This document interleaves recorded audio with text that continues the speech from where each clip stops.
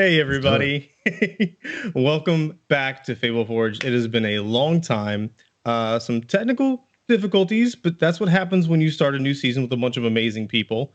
But we're live now. Thank you for being here. Amazing new season planned ahead for you. Some amazing characters. Super excited. Since we're behind the curve, we're going to go ahead and jump in right now. We're going to do some quick plugs, and we're going to, for anybody who's new or for the new season, we're going to go over a couple of things real quick, and then we're going to jump into tonight's session of the Red Opera. So first and foremost, I'm going to kick it over to some of the players. So I'll tell you guys about some of the other things we have going on, social media giveaways, stuff like that.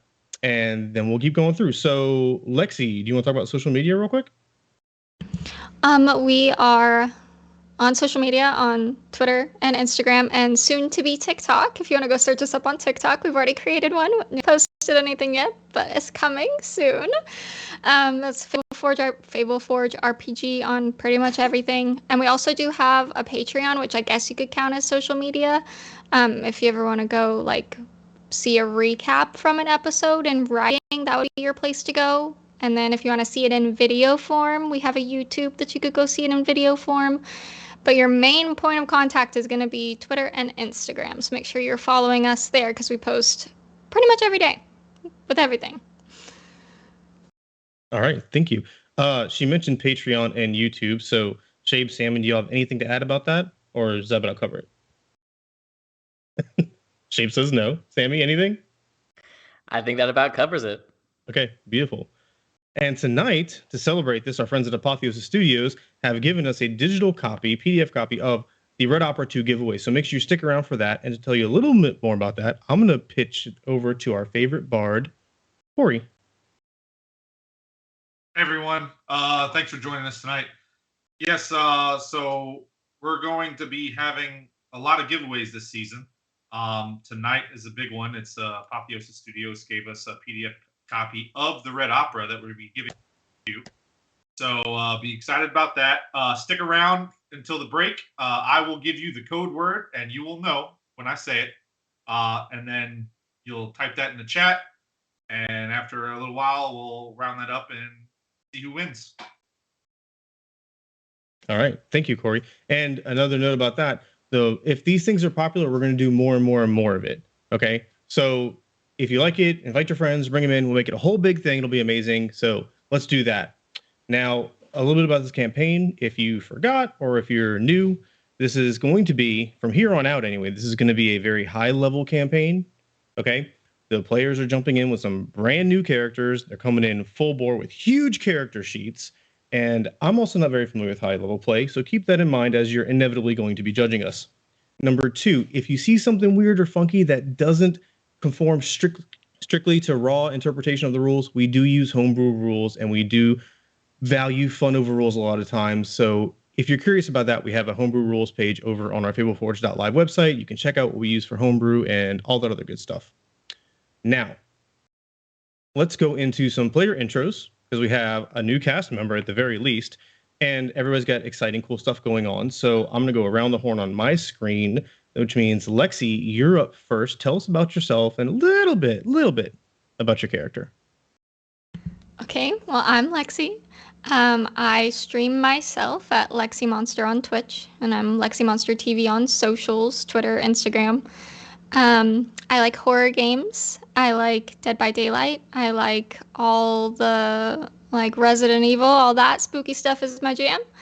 And then as for Fay'lnn, she is the elder of a place called Grinloft, or an elder, I should say, of a place called Grinloft in Sweet Mist Hollow. And in this campaign, she's just gonna be trying to save herself and then save her people. So that's a little bit about her. Beautiful. Sammy, you're up. Hi, I'm Sammy Ferber. I am the DM over on Drachmain Demigods, twitch.tv/Drachmain Demigods. We stream our D&D game on Mondays set in my homebrew Greek-inspired world of Gaia, centering around my homebrew demigod race, which are essentially like Percy Jackson-style mortal children of the gods. We've been doing a very long-running campaign. Oh, shout out to this hype train, by the way. Hype train for Drachma and Demigods. Love it. But it's super fun. We've been doing a long campaign there. And we do that every Monday. And as for my character, I'm not saying shit. Can we get a name, Sammy? They call him Avanessar. Well, we call him Nessie, but we'll get there. Some things will persist from the playtest. Yes. Hendy, you son of a gun. Shout out to all of these subs, y'all. Thank you so much. Love you guys. Thank you guys. Thank you. Okay, so Alexis, you're up. Hi, I'm Alexis. This is the only thing I do on Twitch. In real life, I'm an architect, so different life.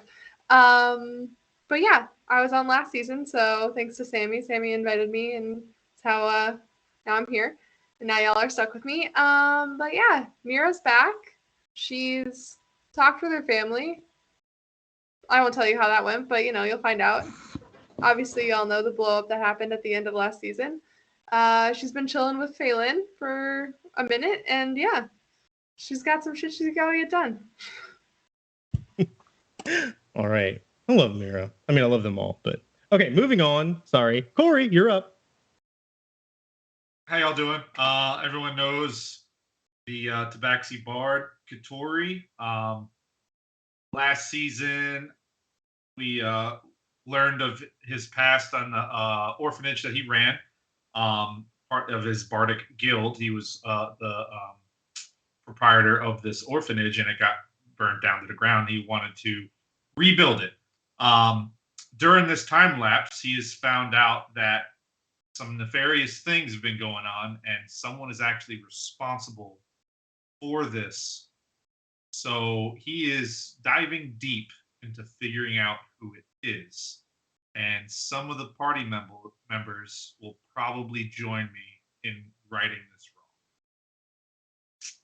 So as far as me, big gamer, big sports nerd, big Marvel nerd, anything you want to talk, Joker's Wild, 1031, come find me, Discord, Twitch, anything,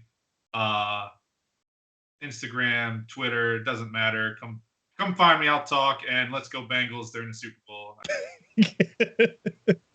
Really quick, 50% of the way left to get us to a level 5 hype train. Yeah, this is Holy amazing. Thank you shit. to Lunar Eternal, Peachy Shortcake, Hendrosky. You guys are amazing. Love you guys.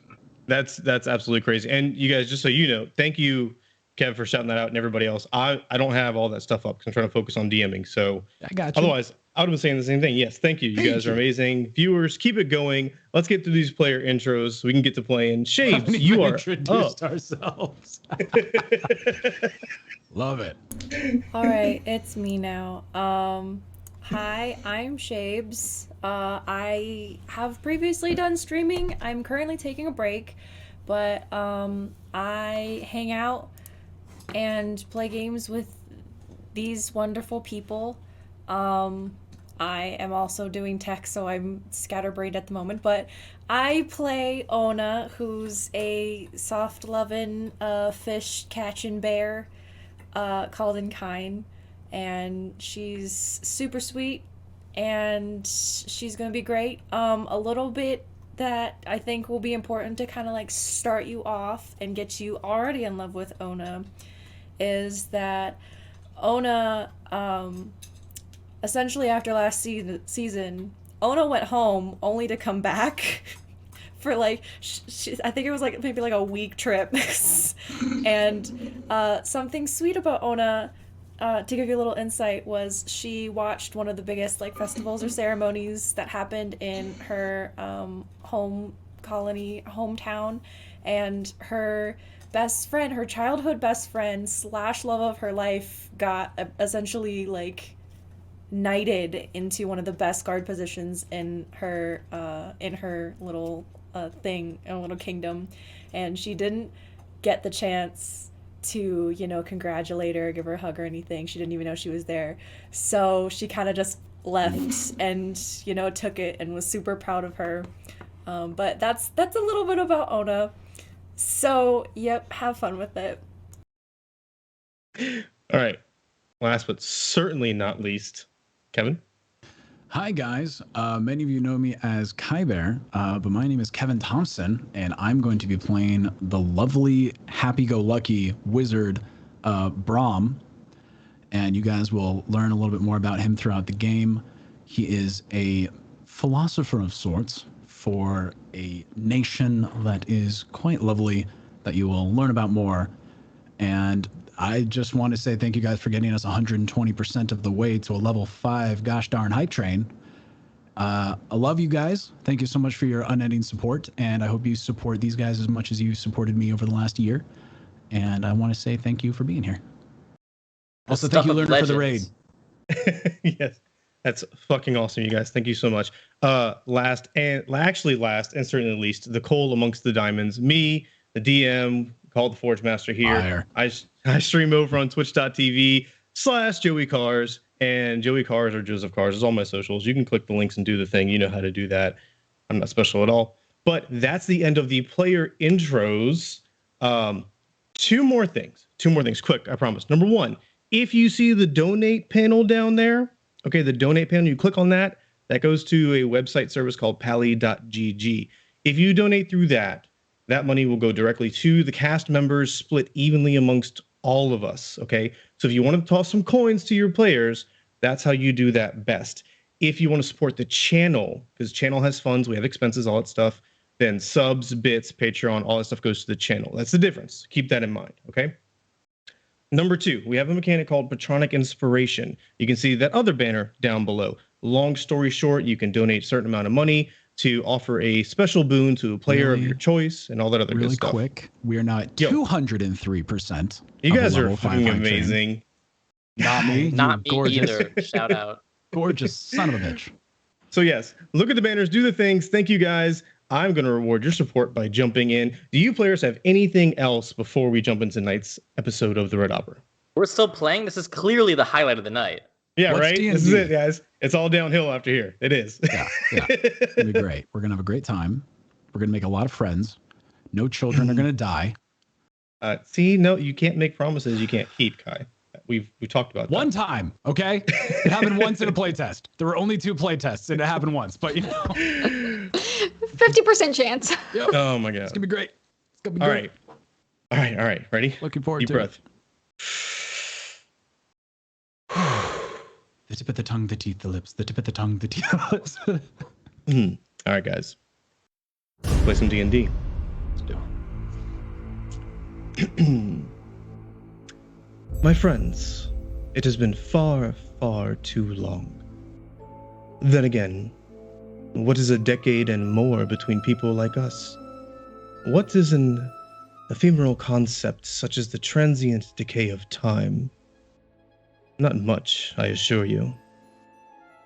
But be that as it may, much that concerns you has happened in the Shadelands while you were settling old scores and meandering through your finite mortal existences. Just as you have morphed into more than you once were, so too has the great dual city of Yon'Cath, the pinnacle of eldritch glory, changed as well. As happens with all things, entropy and chaos have wormed their way into the delicate balance of that which holds together the many weavings of arcane potential suffusing this land. In turn, all that you knew to be true is now in question. Listen to me, rambling like a drunken bard of dubious skill. Please, allow me to be more direct. While you have been preoccupied with your personal endeavors, Yon'Cath and the Shadelands as a whole have become more unpredictable, more peculiar, more embattled, more everything. The legendary Accursed King and the venerable Knight Captain have fractured in such a way as to split the city down to its core. The formerly united Accursed Guard, of which you know Captain LaCroix was a highly respected member, has schismed and reformed into entirely separate and discordant groups of Yon'Cathian protectors. The Knight Captain now leads the Legion of the Fallen, vanguards against all that would threaten the peace and stability of the Shadelands, and to a degree, Yon'Cath. Meanwhile, the new accursed guard remains utmost loyal to King Dorian, offering a bulwark to the king's supporters, guarding the great city against all threats, external and internal, and keeps a watchful eye to ensure the Legion does not grow too ambitious. Just as the lines between ally and foe have blurred, so too have the veils between the many planes. The night grows longer than the day. The wilds and even peaceful hamlets experience incursions so aberrant they make your skin crawl. And the magic. Oh, the magic. Some grows wilder and stronger, while others grow weaker, or cease to exist altogether. Likewise, the elemental dance, that glorious spectacle of arcane energy, the eldritch aurora borealis that dances so vividly in these lands, grows ever brighter over the Duel City, and increasingly more chaotic. What once was a rhythmic give and take, a multi-partnered and multi-hued prance of symbiotic colors pulsing and waving to the enjoyment of all, has become now a geyser of competing flares, a thrashing echo of its once grateful waltz, a splendid cacophony of competing energies. Oh dear. It's happening again. I'm rambling, aren't I? I'm just so... what's the word? Excited. Yes, I'm positively excited to have you all here together after waiting so long. You'll discover it all in own due of course, of that I'm certain. Now then, I do believe that has all been decently enough said. The stage, as they say, has been set. The chorus is prepared, the audience waits with bated breath, and the actors, well, you've just arrived. So let's be on with it, shall we? After all, what have you got to lose?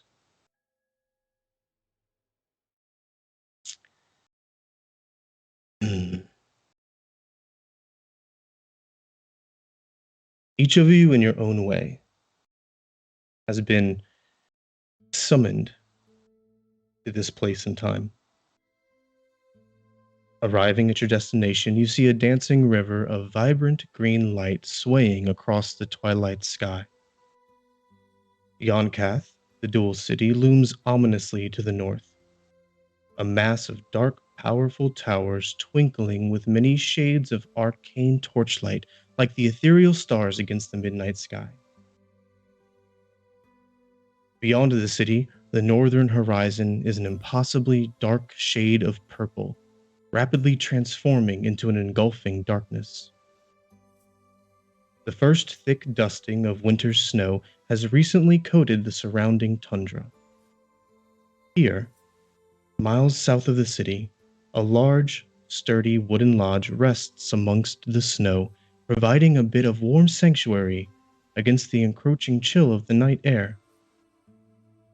You see and hear a crackling blaze from deep within this mundane sanctum, and smell the sweet smoke of Yinlin wood rising from the chimney. On this special evening, you have been called forth by the Evermore to repay your debt. She was not specific in your purpose, only the place and the time. Here on this day, the 6th of Grey Dust, at the solitary inn known as the Last Rest, south of Yon'Cath. Arrive by nightfall, or else. And knowing it best not to upset such a powerful patron, and not earn the ire of someone even the King of Yon'Cath wishes to placate, you did. Time for the first roll.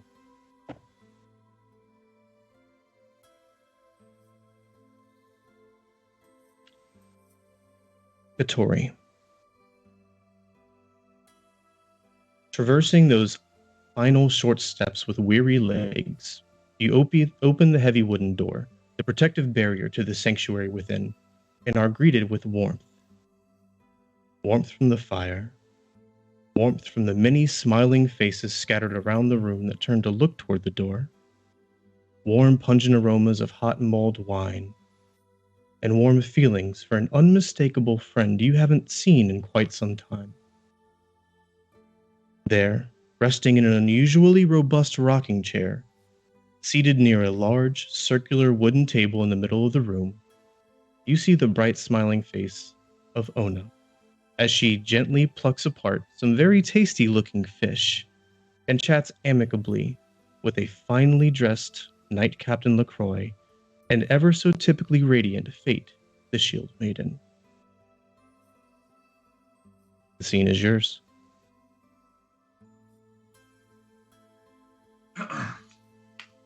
Onah! Beaming, just walk steadfast right to you. Oh, Keatoris, how are you doing? It's been forever. How's the orphanage? Oh, running great, thanks to you, always. When are you going to come by? We have your special coming up in a few days. I will have to come by soon. I'll make it a point.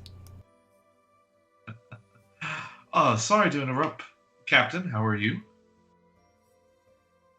I'm well, Keatoris. Onah was just talking about wanting to see you again. Fate and I have been looking forward to this for some days now.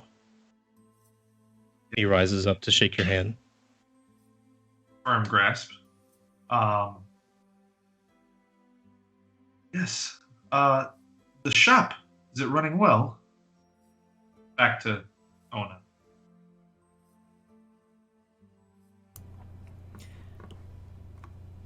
Yes, well, I mean, if you ever need any more help, if anything,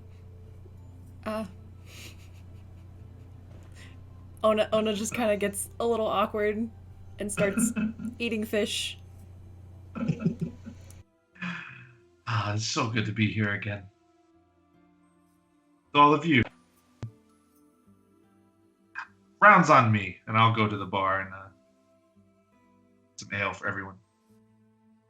Okay. You approach the bar. As you're up there talking to the barkeep, a relatively older lady with a sweet smile and rosy cheeks, the door swings open once more. Fay'lnn, you have arrived. And it's up to you. I'm not sure. Are you with Mihra or not? You let me know. Mihra, would we be together? I would think so, yeah. Okay. Okay. So you walk in. You see the same scene. Keatoris over by the bar. Onah, LaCroix, and Fate are there by the table. Look in your direction. Smile. Fate gets up and quickly walks across the room so as not to stumble, but to come give you a hug. I will graciously accept her hug and say it's been a long time. Fate, how have you been? I've been busy. Things in Yon'Cath have gotten a little different, but I'm glad to see you. We've been having some struggles, and I was hoping you would all come. And hopefully before too long you will all be here. But come.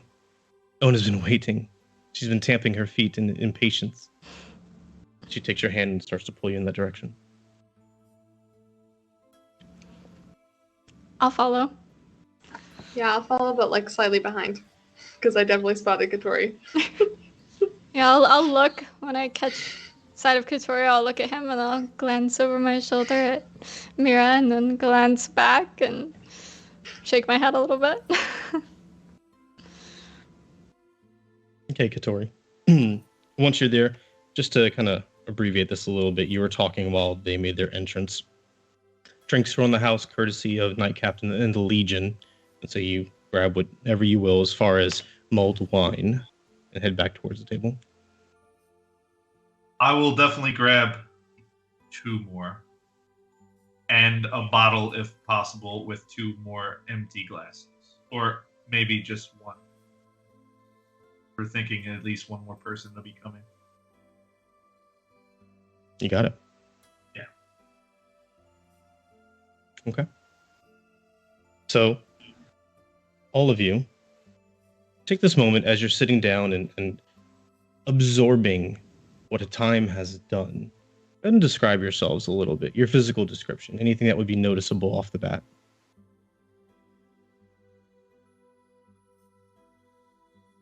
Okay, well, I'll go first then. So, well, for Onah, she's definitely dressed differently. So she doesn't have like, she does have a cloak, but it's a different color now. It's not like the sand color that it was. She has a royal blue cloak on now. And she's dressed a little bit nicer. Still kind of like common looking clothes, but they're at least a little bit more colorful. The colors represent more like royal nobility than the actual clothes do. And besides that, Onah just physically looks more mature, like the difference between a teenage bear and like a full-grown bear. So that's really the only physical difference, and maybe like the colors and stuff are a little brighter.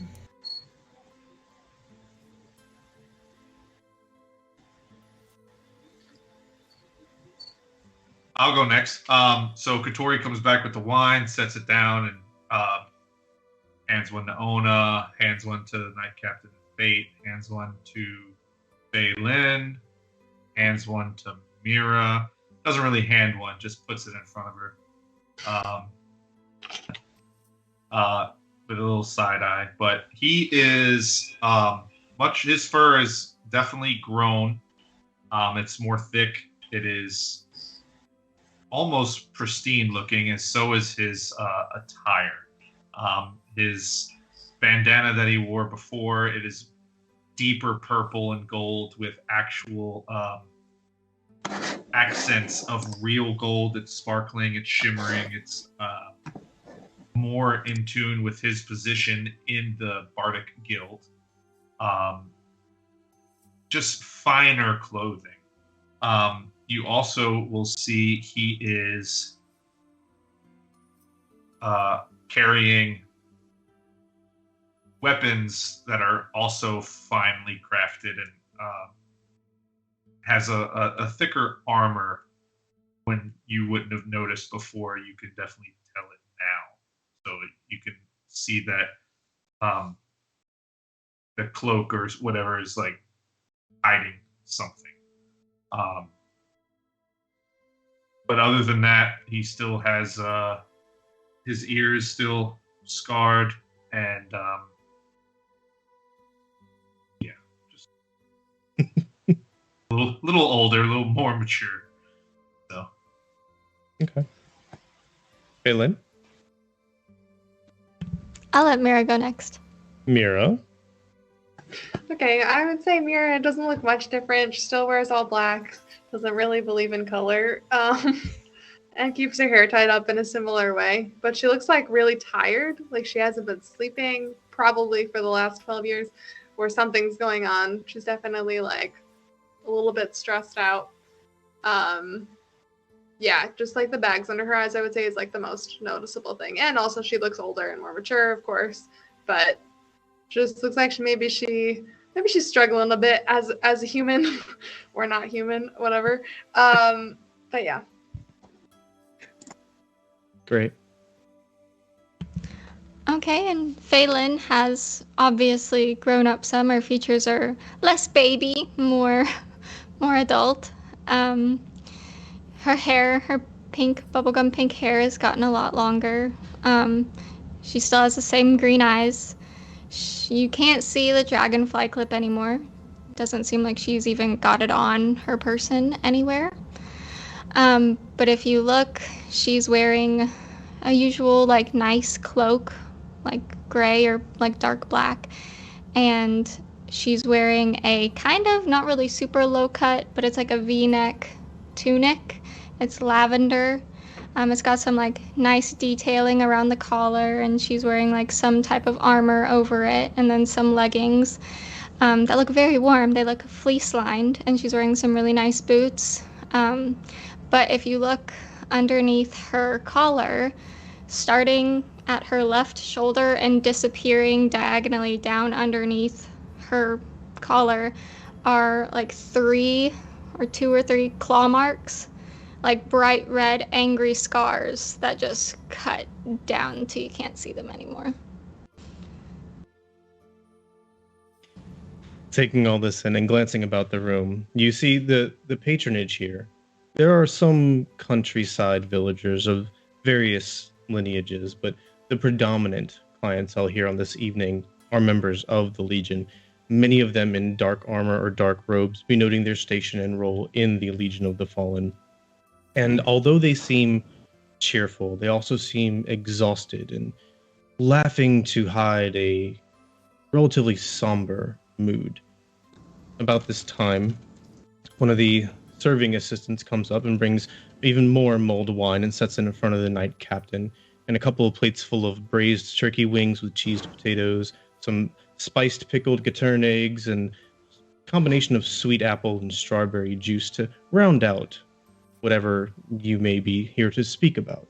With a slow, silent nod, bows, and scurries off to more in business. The Knight Captain speaks up. Well, it's going to be a long night. We have much to talk about, and though we may spill blood tomorrow, we should share wine tonight. Is this everybody, or should we wait longer to break out the revelry and wish the night away? Looking at each of you for a response. Just look over at Fay'lnn and be like, I think it was just us. I don't believe we're waiting on anyone else. Onah? Unmuting in a million places. I mean, I don't know if we reached out to... I mean, I assume not, I guess. If he's not here. To who? Well, your brother. I haven't spoken to my brother in 12 years. She doesn't have a brother. Then is he dead? I have no idea. I told No you I one haven't knows. spoken to him. I don't know. The way Mihra said it made me feel like it was, well, either way. Nah, I just replaced him. Mihra's the only brother I'll ever need. Exactly. Fate leans in. That's very disappointing to hear. I was looking forward to speaking to Tior after that day. And I also haven't spoken to him. LaCroix, did you give Magoro all the names Onah instructed you to? You see him look at her, and then he kind of cuts his eyebrow and knocks his head a little bit. And she looks back at him, and they share kind of a sarcastic glance. Yes, I gave all the names that Onah said. Magoro assured me they would all be contacted. If Tior's not here, then, well, either he's dead or he chose to ignore Magoro. Maybe he's not as wise as I thought he was.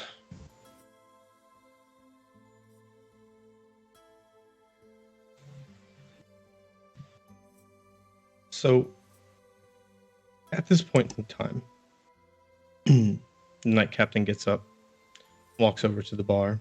Several other individuals from the inn travel with him, some of the other Legion of the Fallen members, and they begin engaging him in conversation. And Fate looks around and looks back at each of you. Is there something you're not telling me? Did any of you bring someone else? I only ask because, well, in this area, it's rare for me to see anybody that I haven't seen before, and just before you arrived, those two over there, she nods over her shoulder, took up the corner table, and they've been watching like hawks. I'm not sure what that's all about. I assumed they came with you, though. If not, let me know and I'll take care of them. I think it was just us, right, Fay'lnn? As far as I'm aware, we didn't come here with anybody. I've only talked to you. Yeah. I have no idea who they are, honestly. I only got this extra glass because I thought Tior was coming, but We don't need it.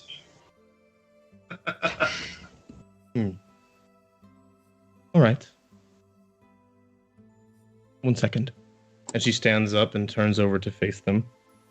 Them being, of course, Brom, Avanessar. Why don't you tell them what they see, sitting at the table in the corner?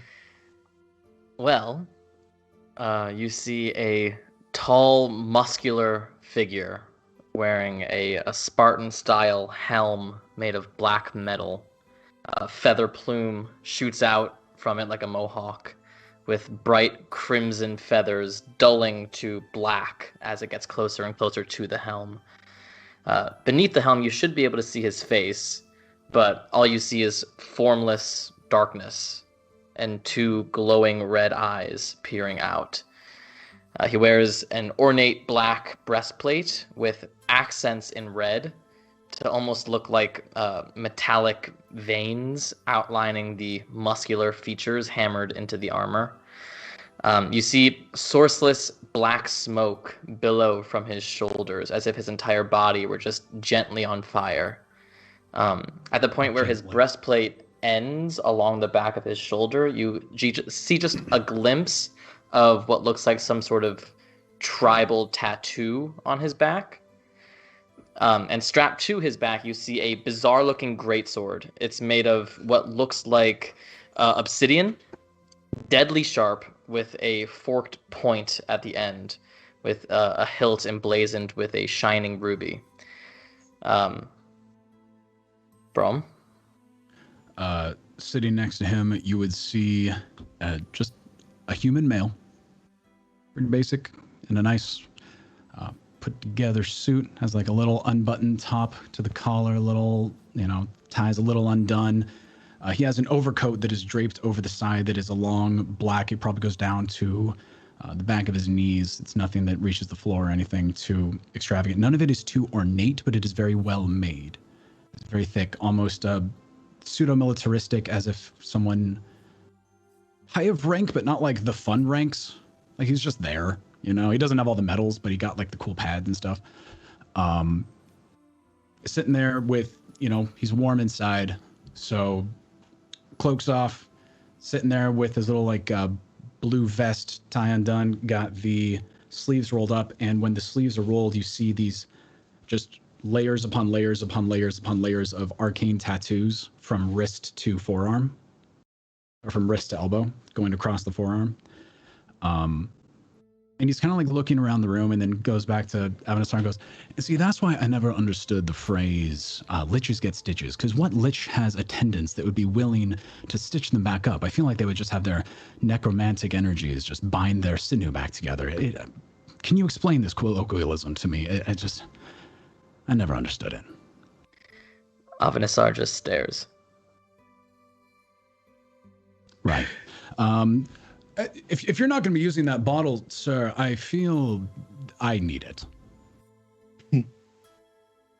At this juncture, Fate, the Shield Maiden, walks up. And for those of you who may not know what Fate looks like, there's an elvish woman of slim but powerful figure with gold and green breastplate and pauldrons. Her shield currently on her back, although it's kind of slung lazily, and she has long golden hair with now, curiously, silver streaks that she wears down but partially pulled back behind her shoulders. Rising towards the table and walking over to you, hands on her hips with an air of authority but relaxation, she looks down upon you, interrupting your conversation.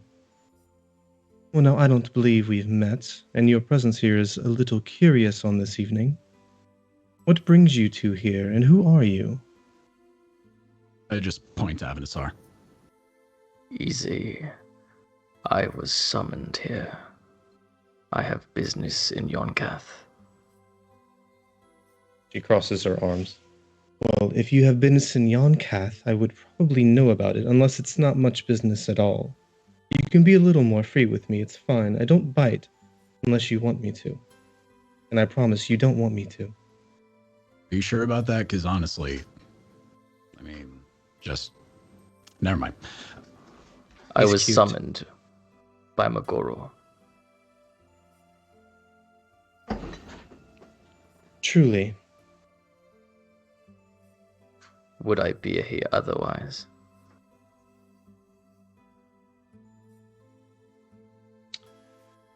No, I suppose not. Although I will check this out. You know this, right? I am here on behalf of Tior Ambari. And with that, her face softens, her shoulders relax a little bit. She looks you up and down, glances at you, Brom, kind of curiously, like, as though to say, "You for real?" Yeah. All right, well, then follow me. You're not doing anybody any favors over here lurking. Come on, you have people to meet. And with that, she drops her arms and turns around. Her hair flips back behind her, and she walks back towards the middle of the room. Avanessar stands and follows, and as he moves, you can hear like rattling and clinking of what sounds like dozens of glass vials and trinkets shifting in his many pockets as he walks with heavy footsteps. I said, if you give me a weekend, I can enchant your pouches to be quieter. I promise you, you will not sound like a winter's festival walking around. I like when they can hear me coming. When your bottles make that much noise. Okay, that's fine. It's fine. Well, as you make your way across the room, the Knight Captain comes back, having dispatched with the ones who were attempting to pull his attention, and he has a platter of mulled wine, pitchers, and empty glasses, and puts them down on the table before you with a loud and starts pouring flagonfuls of liquid for all of you to drink. He turns across his shoulder and stamps his foot loudly, and as he does so, you see the bard playing a melodious, peaceful, calming tune in the corner nod toward him, quickly stop, putting his lute away, picks up a different instrument, and begins playing something a little more entertaining.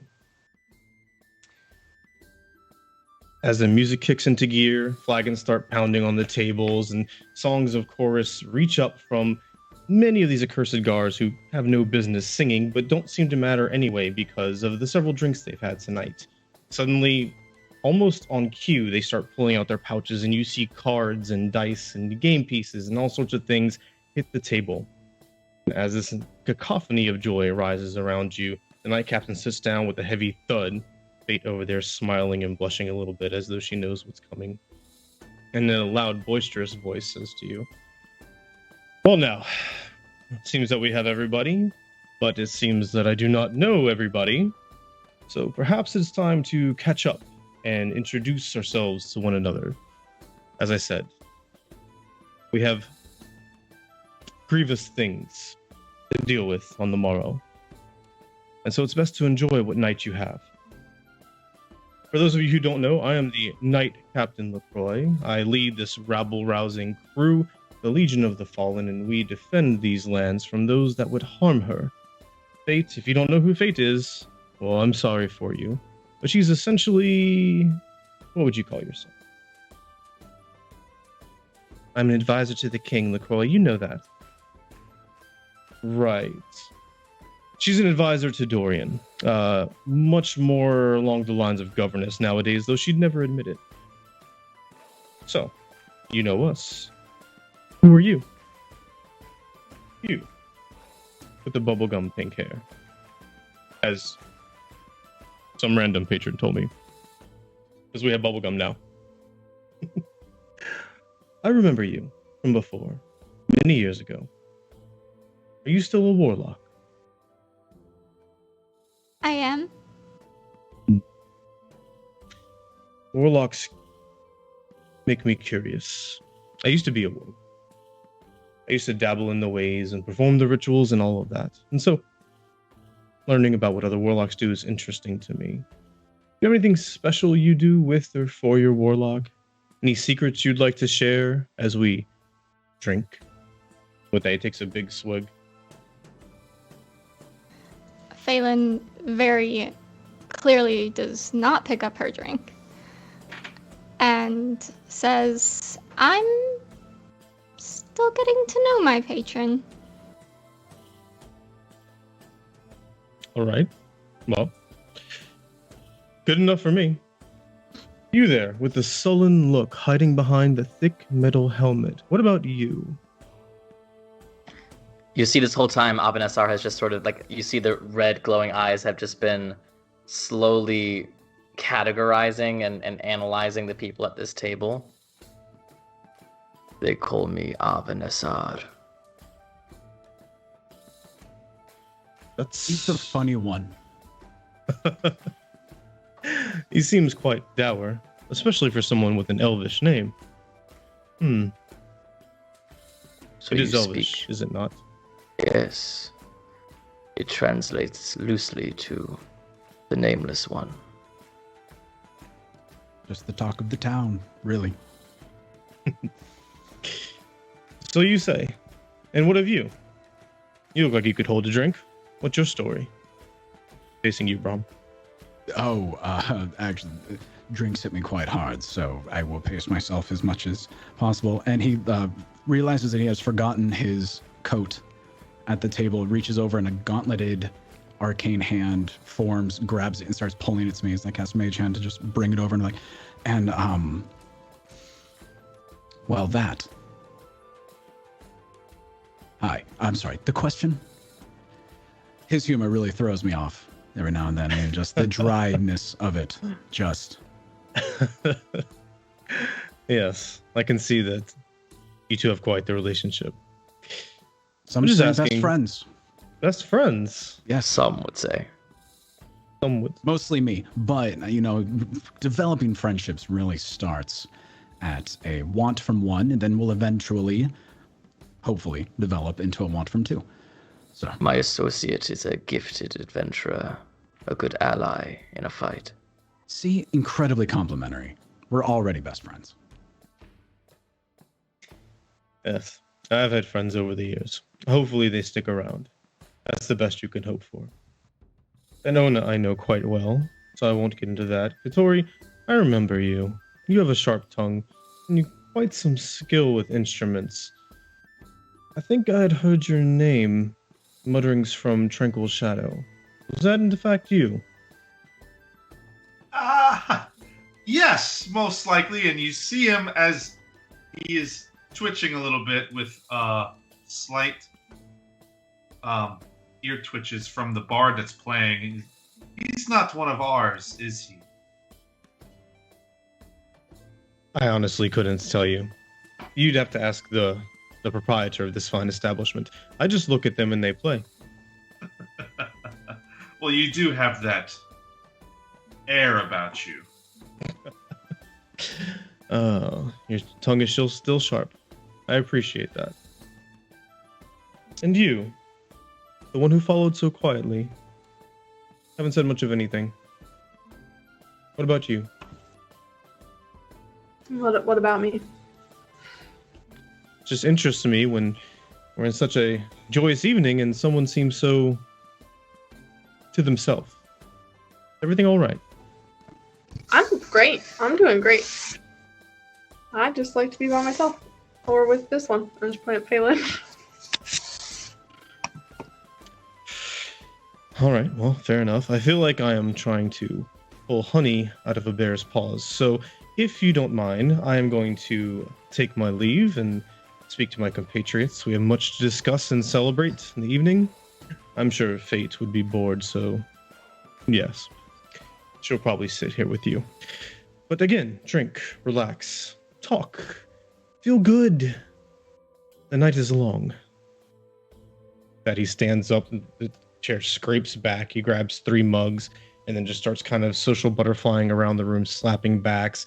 You can hear him boisterous laughing, telling jokes amongst his people for, well, the immediate future. And Fate's sitting back, just kind of looking at each of you, as though waiting expectantly. She has a decent smile on her face. She's pleasant, but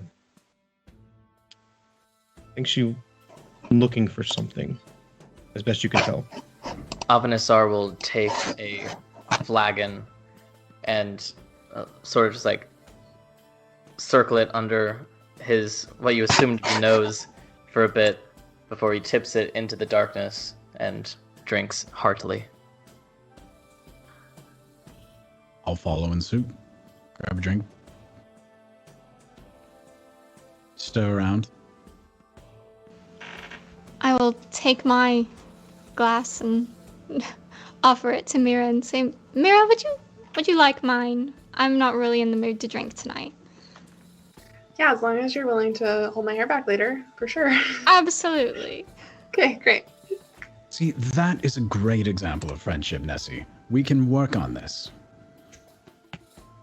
I will. Yes. not I'm working on hold that. your Nessie, hair. Avi, I'm working on nicknames. Avanessar is fine.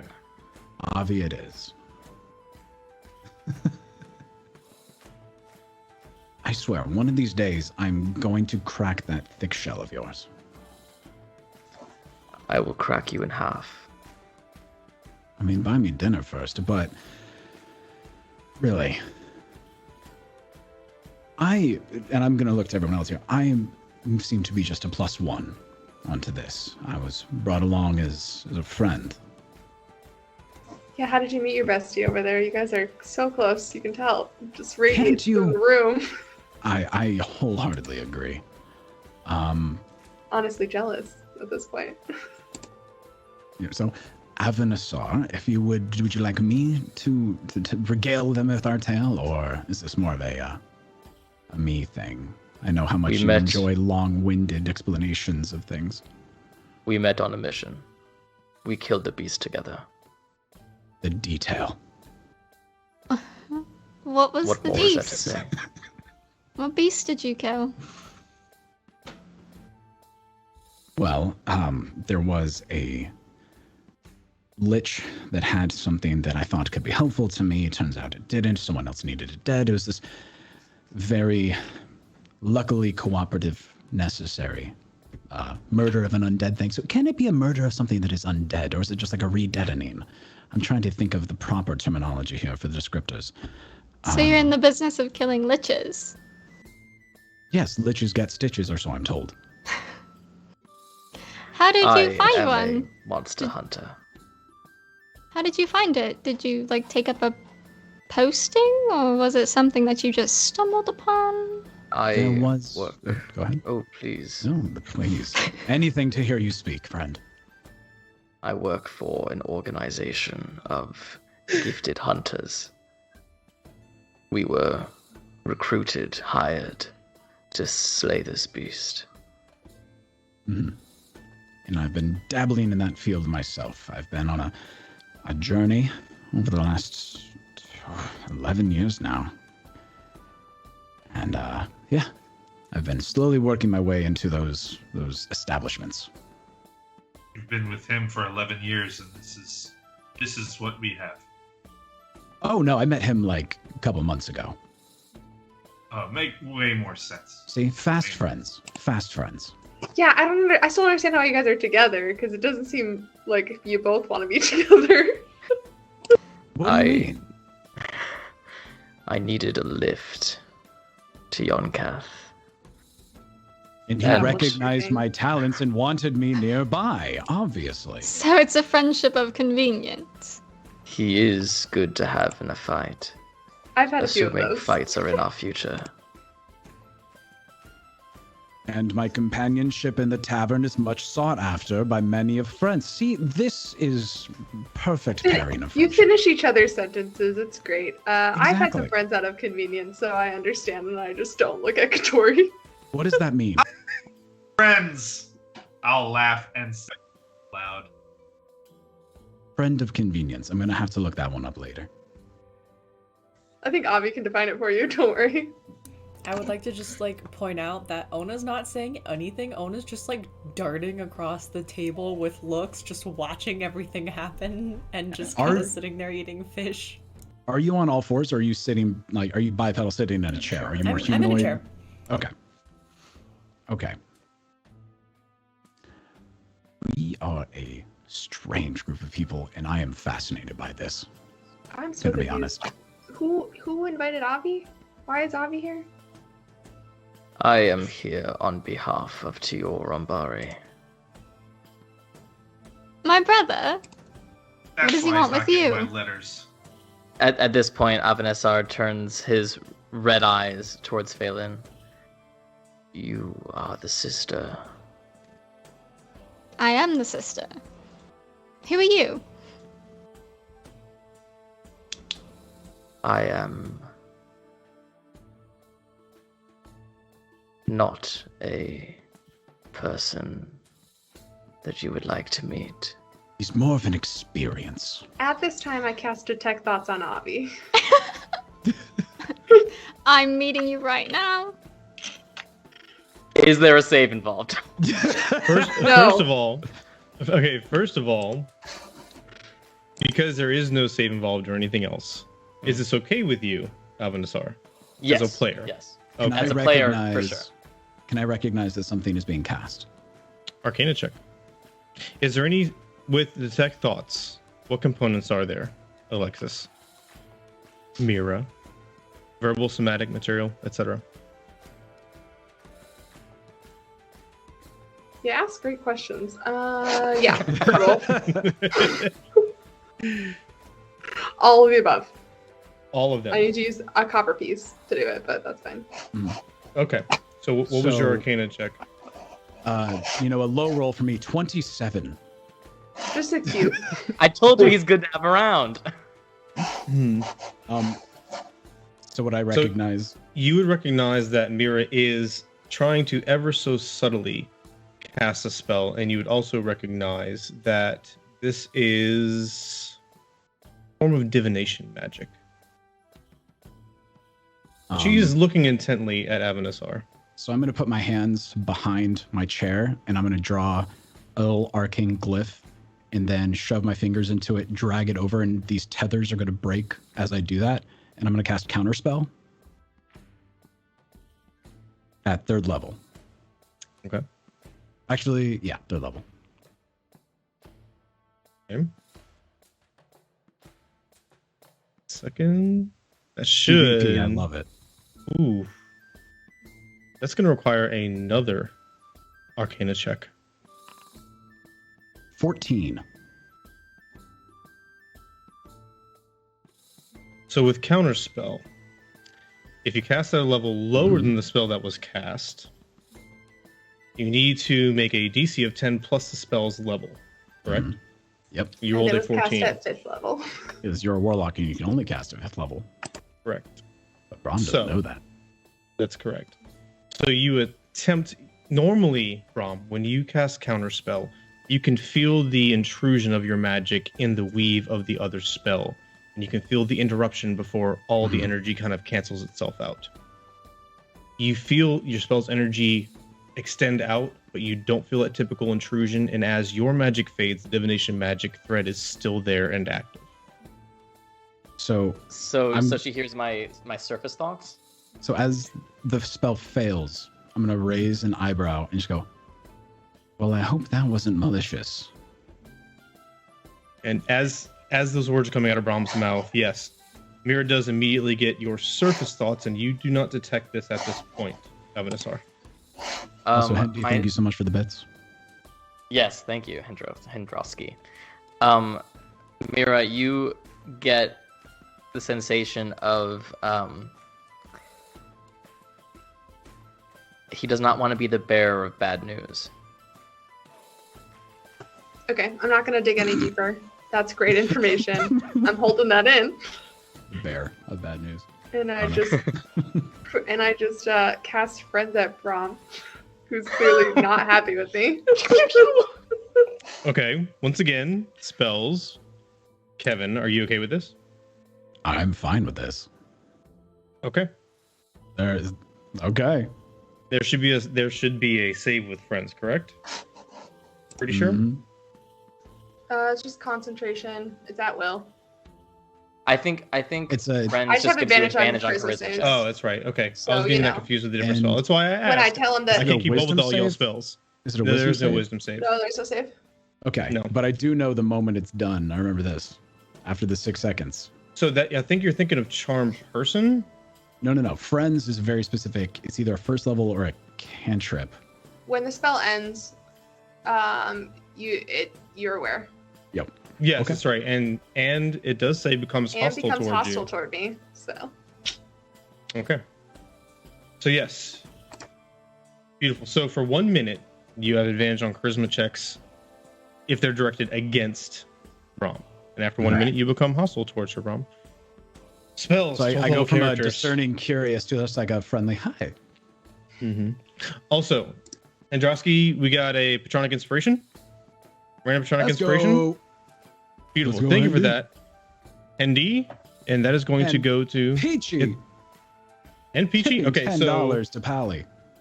Holy hell. Okay, so The lovely let's go human through being. this real quick. So since it was a random Patronic Inspiration, I rolled a d6. That actually goes to Mihra. Okay. And for the $10, Peachy, if you want to, you can make Patronic Inspiration. You get 2 randoms, or you can have it targeted against me as a DM in case it comes into play later. So you just put that in chat. All right. So I'm going to just keep looking at Fay'lnn.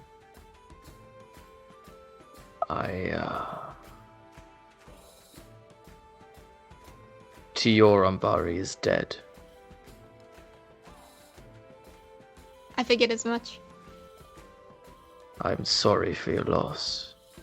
Thank you. So Joey, someone is asking that if they can donate to give me specifically disadvantage on something, and I'm okay with giving you the power of giving me a random disadvantage on something at some point in time. So here's the only issue with disadvantages, even though Kevin's okay with it. I don't want to do anything that detriments the players. Okay. So if you guys want to support them and give them bonuses, 100%. But I've seen it where channels, they get to the point where people are throwing money to hurt the players. I really don't like that. Okay. So that for me is a no. And if it's something that a lot of people want, we can talk about that in the future. For now, no. If you want to specifically benefit him, down on the thing, it tells you how much you can donate to target a specific player rather than a random, just so you guys know. Okay. Everybody good? Okay. Sounds good. All right. So, yeah, we're saying. I will look at Avanessar and say, so if my brother's dead, why are you here in his stead? When did he die? How did he die? I'm curious. He came to my organization years ago, wanting to become one of us. There is a lengthy and intensive trial. We cannot merely accept everyone into our ranks. Many turn back in the midst of the trial, or do not make it out. Only the strongest survive and become aldermen. Part of that trial is the duel. It is tradition in that duel that he who survives inherits all of the fallen's responsibilities, debts. I am the man who killed Ambari, and so I am here to repay his debt. Insight check. Go ahead. So, the way we do insight checks on this PvP, I'm only going over these rules once, first episode, y'all. In this case, Fay'lnn rolled insight check, and whether there's any deception or anything at all, it doesn't matter on Avanessar's part. He's going to roll a deception check, just as there's no metagame tells. Once the insight check is resolved and the deception check is resolved, Fay'lnn says what she got. The player being targeted takes that information and use their judgment based on their own roll for deception, what information to give out. What'd I you got get? a 17. Okay. Avanessar is hard to read since you can't go off of facial features, and you're just going off a monotonous voice. That being said, this does sound a bit like language that has been rehearsed. Okay. Why And I'm do going to I lean feel into so my new far? friend Mihra and just go, Wow, this got very awkward very quick. Yeah, I it was really not did. prepared for this. God, I didn't it is think so the brother nice was to gonna see come up. you. It is so nice to too. see you. I really didn't think the brother would come up this fast, you know? I know. I thought, I give it a struggled second. for weeks to hear anything about his backstory. Like literally That's because he anything. doesn't like you. I don't know how to tell you this, but I don't think he's a Oh, fan. he loves me. He loves me. Has a minute ended yet? I think that's pretty reasonable, yeah. Right about now. Yeah. So he loves me. And I just Hey, sit back buddy. in my chair. I just do this. Hey, buddy. The smile is gone. The happy-go-lucky is gone. And he has just a straight face. Oopsies. Oh, we're just full of good news today. Everyone's getting along so well as I'm looking at, people talking of killing their brother and now people staring at, Mihra. Like, I've had that look a long time. I understand. Mm-hmm. You have.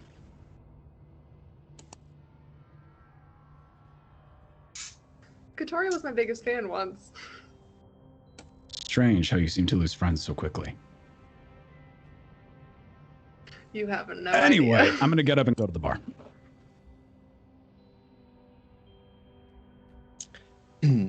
All right. So, we're in a little bit of a learning curve here. I don't want... first of all, I love the fuck out of the support. Thank you all so much. But I don't want to keep interrupting role-playing stuff to thank you guys. I hate that. I hate that, but I don't want to keep doing that. So what I would like, I have... Shabes right here is letting me know when Patronic Inspirations and stuff comes through. So if Shabes, if you can handle... if they want a particular person or anything in chat and let me know, and then I'll let the player know. And otherwise, any players who are in the chat, you guys thank them in chat for their donation subs, all that stuff. And I promise you, I will shout you guys all out at the break for that. I just don't want to keep breaking progress here, if that makes sense, okay? Okay, love you all. Thank you so much. Let's jump back in. Okay, so as... I need to get back in here. As Brom gets up, and this awkward, tense moment kind of dulls the atmosphere around you. It even starts to bleed over to the nearby tables. And Fate has been kind of sitting up here for the last minute or two, paying attention, seeing what's going on. And she looks left and right, and everybody's kind of quiet. And so she quietly says, "Okay, so this isn't quite going how the Night Captain hoped. I'm going to go get him. Yeah, I'm going to go get him. And maybe now's a good time to tell you all what we're doing here. If nothing else, just to give us something else to talk about. I'm going to be right back." She stands up and she scurries off to the Night Captain. It crosses the room, comes back with him kind of pulling him by the arm as he's still looking over his shoulder and shouting and jostling. He comes back and looks all of you, and his face just kind of sinks. His shoulders slump a little bit. His head goes down. And he slowly and quietly places his flagon, mostly empty, on the table, a little bit splashing up on the side. It takes a few seconds. You hear him breathing kind of slowly, kind of just taking things in and shifting his emotional state. Trying to control himself is really what you're getting out of this. He looks back up and addresses the group of you. As I said before, I imagine, since each of you didn't know who else was coming, you don't know why we're here. And tomorrow many people in this room won't be on their feet anymore. Based on your reputations, I assume that will be none of you. But we may spill blood together. And so I was hoping to share wine and a laugh and have a night of reverie. But for whatever reason, that doesn't seem to be working. So let's just cut to it. Veil's running thin in the Thistlewood. We've been getting more and more abominations, these ant-like creatures, although not nearly so kind. They've become known as the Thistle Furies because they're from the Thistlewood. We've been keeping them at bay, our forces stretched thin, patrolling the entirety of this region, but even more so around the Thistlewood. And for some reason, we can't seem to keep up with the losses. Our normal celestial magic that used to revive, resurrect, even heal in many cases is ineffective at best. So, Onah, knowing this, recommended I call you all here to help. She said that all of you owed Magoro a favor, and so I traded favors with Magoro and brought you here to save my men, my women, my warriors, to save the countryside that's getting ravaged by these corrupt abominations. My original plan was to meet you here, surmise you of the situation, and then have you travel with me south a day or two to where they're collected mostly. But in the past few days, a large herd of them has been seen exiting the Thistlewood and heading toward Yon'Cath. They've destroyed the countryside and all who stand in their wake. Countless lives and villages lost. And just yesterday, we were able to turn them back not 5 miles from here. At first light, we plan to assault what remains of this herd. With the little forces we have here, the ones you see in this tavern around you are all we have for hundreds of these things. And they are not to be taken lightly.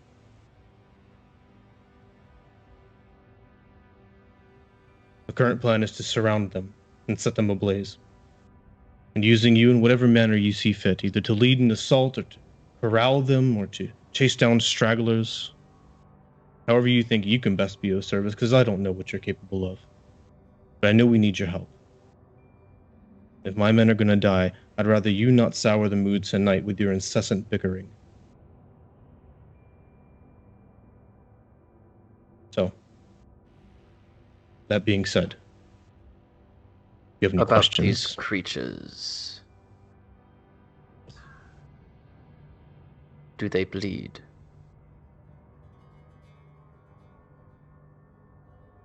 It's hard to say. They're covered in blood, but the blood is not their own.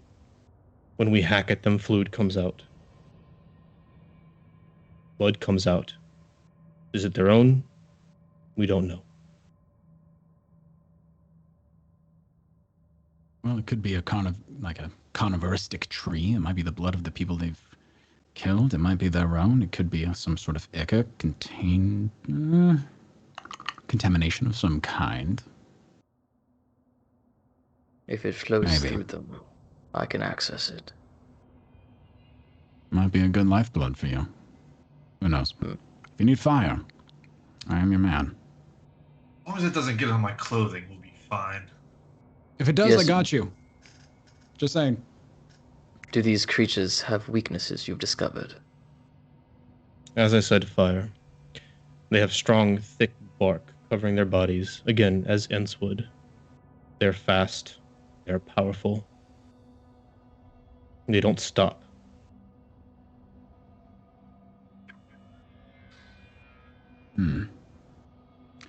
Well, when do we go? What's the time for preparation on this? We go at first light, which would be about 12 hours from now. Okay.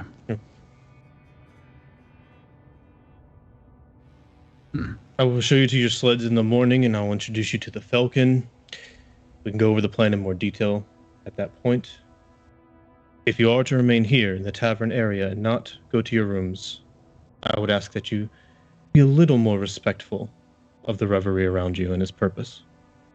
Otherwise, you're free to go to your rooms. They've been reserved for you. And be miserable in your own company. Question: Would my house be far from here, or wherever we are? Yeah, you're about 15 miles from Yon'Cath. Got it. Guess I'll stay. That's fine. That sounds like a decent trip. Yes.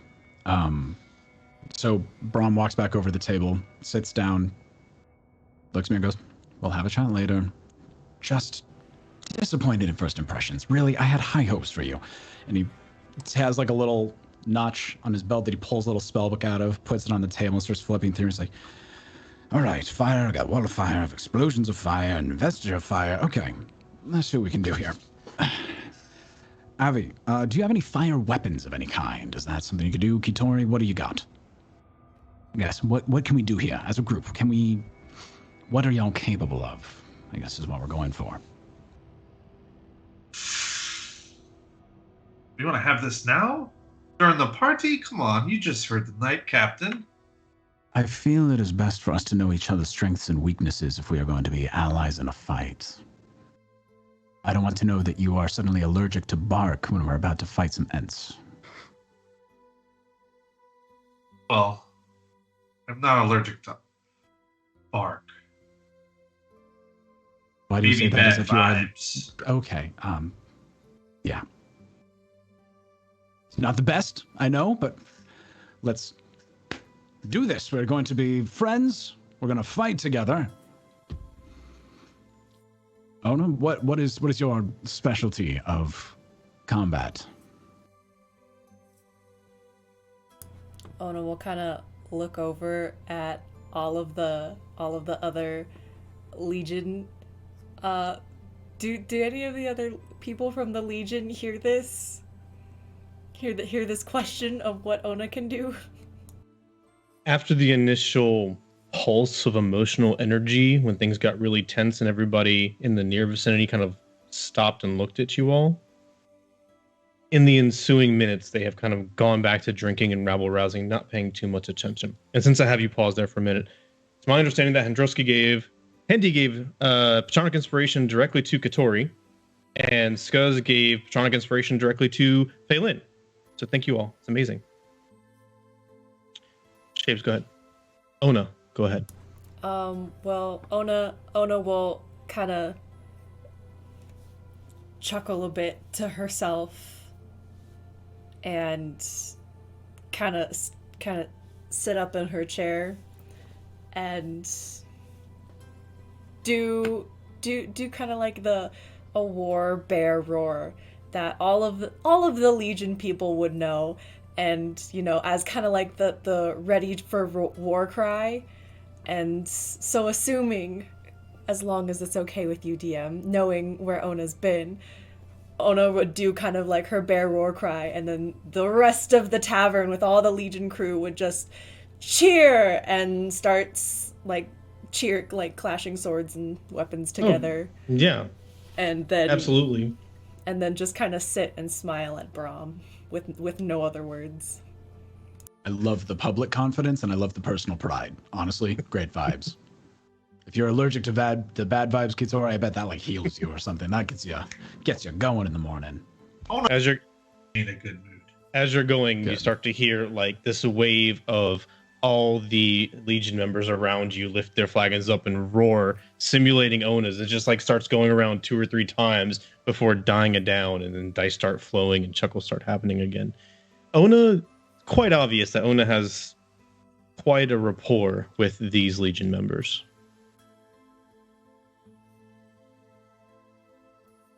Okay.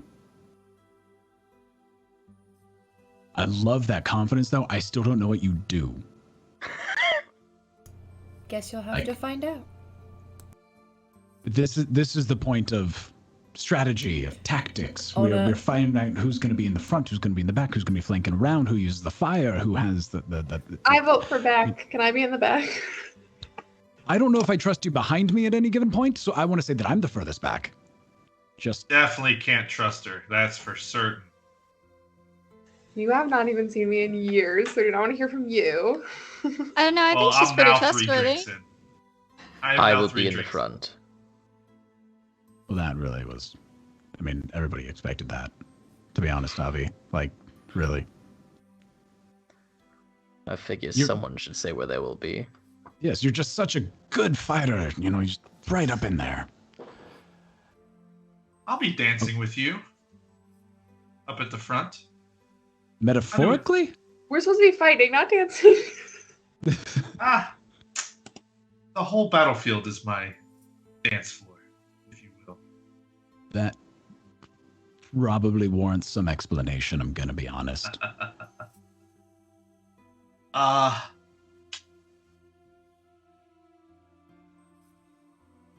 As you can tell, my feline agility allows me to move across the battlefield fairly quickly and easily, even through enemies. Okay. So I am going to be a thorn in their side, Okay. keeping the attention on me and off of Mr. Fireball.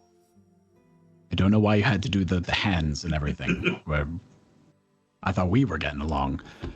We are! Will you not drink with me? Of course. Oh, The first person who's asked. Love to. Avi never asked. Anyway, yes. So I was thinking if there's anything we could think of to attract them all to an area, maybe an illusion or some bait of some kind. I have all the illusions. Perfect. I'm not actually specialized in that area. I have more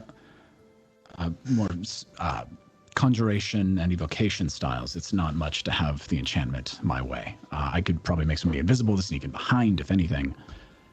That'll give them a quick strike. That'd be nice. But this is not the time for tactics, and why not the time for revelry? Because if anything, we should care about the backs of the people that we go into war with. So, Mihra, why did you feel it necessary to try to charm me? Because you were trying to mess with me. Avanessar's Self-defense. eyes turn to Mihra. And it is okay for you to feel that way. I just want you to know that. Thank you for validating my feelings. There you go. I just saw you cast something towards my friend. It's hard in new situations with people to really gauge where things fall. So, why don't we start over?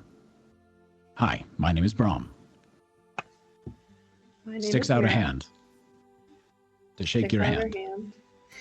There we go. See? We can be We friends. It's been I was just trying to get some insight from my friend. And do you want to know how you can do that? Through magic, I've learned. Avanessar, what are you thinking in this moment? Hi. What do you mean by that? Okay, Hi, Brom. he would not tell us anything. He's not told you how he's thinking. How he's going to tell me? Avi, what is your worst fear? Darkness. See, he's so open about it. He's such a downer. He's such a downer. I'd rather just get the information directly in my head. What do you mean? He's a beaming beacon of joy. He's You just have to look on fire. through the He's smoke. It's on very fire. dense smoke, but if you look through it, you will find the gleaming ball of joy underneath. He needs to I do have some never stop, been drop, and happier roll. in my life. See? Pulsing with happiness. I don't believe him. Anyway, I don't know you guys. But yeah, at some point maybe I'll actually directly ask you a question, but for now, this is how I've survived. Okay. Well. Okay. I'll sit back in my chair and I'll start reading my book. When Brom is kind of like emphasizing Avanessar's like happiness, Onah's just gonna kind of like turn around and pull out her shield and like kind of whisper to it, and then just put it up next to his head, Avanessar's head, and it's just on the shield. You'll kind of see just like a blank face And as I put it up to Avi's head, it kind of turns into this smiling face. Accurate?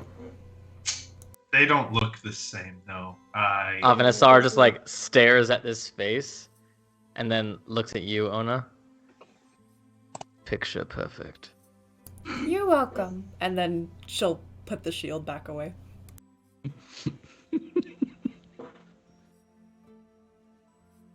Well, we got some laughs. We got some laughs, some smiles, joking Honestly, out of the way. I'm almost done with this ale, and that is phenomenal. I love it. Can I get another? I would love another. Stands. I will get around for all of you. Thank you, friend. So giving. Have some preparation to do upstairs.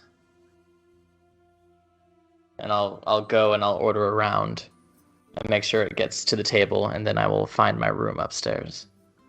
Clinking all the way. He's a little sus, though. You have to admit it. Like, that's why I couldn't directly ask him. I will agree with you. The clinking is ominous. It's his thing. You know, you have this all black spooky vibe kind of thing. That's his thing. And just because his thing is a little off-putting doesn't mean that there's not a good person underneath. He has like 3 things. He has red eyes, he's on fire, and he's clinking. There's not, you can have a thing. I mean, it's a big thing, but it generally comes together. And I don't know. He hasn't led me astray. Yet. So I have no reason to distrust him. And I hope that you can see that too. Yeah, it's good to know. Okay. There were many opportunities in the Lich's crypt where he could have left me for dead or pushed me down some stairs or stabbed me in the back or had me test the vial of poison. But, he didn't. Maybe just not a good opportunity. He's trying to get you close. Yeah, since he did kill my brother, apparently. There's that. Right there, Fay'lnn, as you get snapped out, you're hearing Brom talk about Avanessar, and that snaps you out of these thoughts you've been having. Something is poking at the back of your mind. Something was weird about the way he was describing these entities. Give me a nature check with advantage because you're so familiar with the area. And you're from the Feywild. I am from there.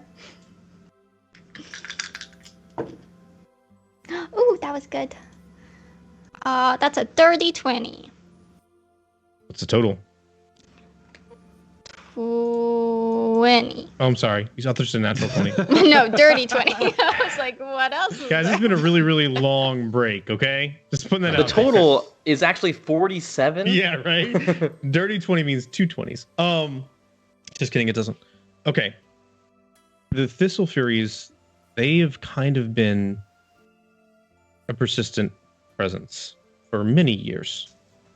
Basically as long as you can remember. But the way he was describing them being violent, being abominations, they've never had that reputation. And that's not what you know to be true about them.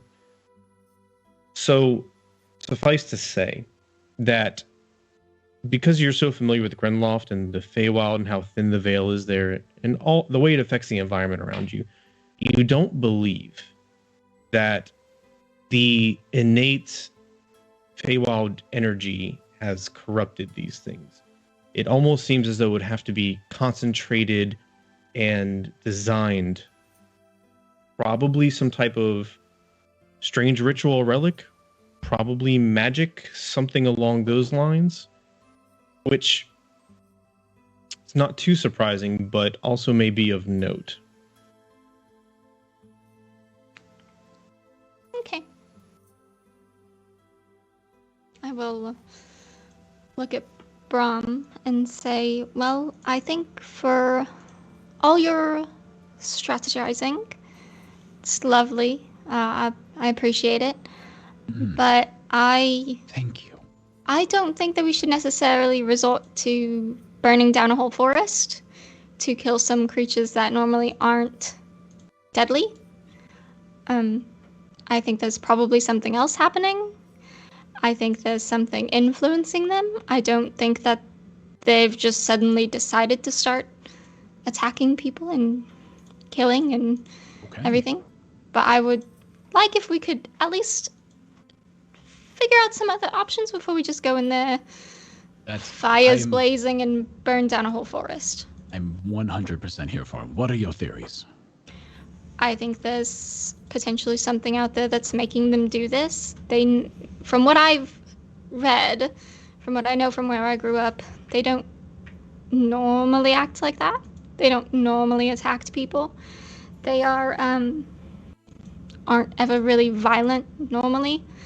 So I think either there's someone out there or something that's controlling them. Maybe someone did a ritual that went wrong. Maybe there's some item buried out there that's turned dark and is corrupting the ground. I don't know. I just know it doesn't sound right for them to be suddenly so aggressive when they've never had cause to be before. And I think we should potentially investigate further before we kill them all for no reason. I am 100% here for recon work. Reconnaissance and investigation. Okay. I just want to let you know, just in case we go in there and... I don't know. I would feel bad about burning down an entire forest just to figure out that we didn't have to in the first place. I am also right there with you. Okay. That's my original hope, was to bait them out so that we didn't have to destroy the forest. But if they're not normally like this and there's some separate influence that we might be able to break and save us the trouble altogether, then I feel that's very much the proper action to take. I'm glad we could come to an agreement. Me too. Talking. I love it. Agreement, but there's a lot of other people in here that are planning on fighting in the morning. So how are we going to make sure that doesn't happen? Leave first. So how much time do you think it'll take? I don't know. We have 12 hours until our expected departure. Do we leave now, unprepared, into the dark and into the woods? I could also just talk to LaCroix. There is Yeah. that. I would say talk to the captain, see what he says, I guess. And then depending on that reaction, maybe we leave now. And Onah Well, unless y'all have to rest. I can... Yes. I agree with the charming one. Onah will stand up and go and talk to LaCroix about all this. Sorry, Cory.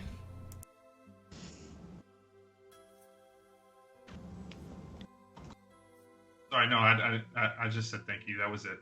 You can go. This is something to consider.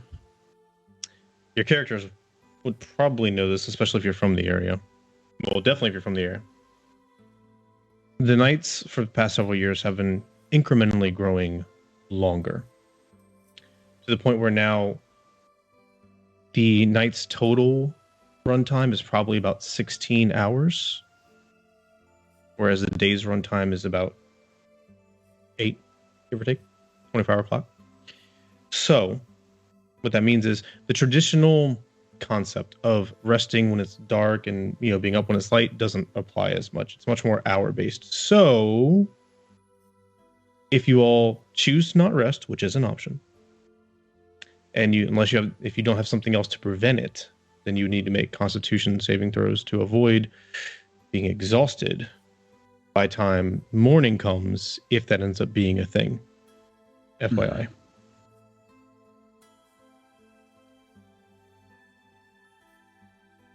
It's late in the day. I say we talk to your friend. Go from there.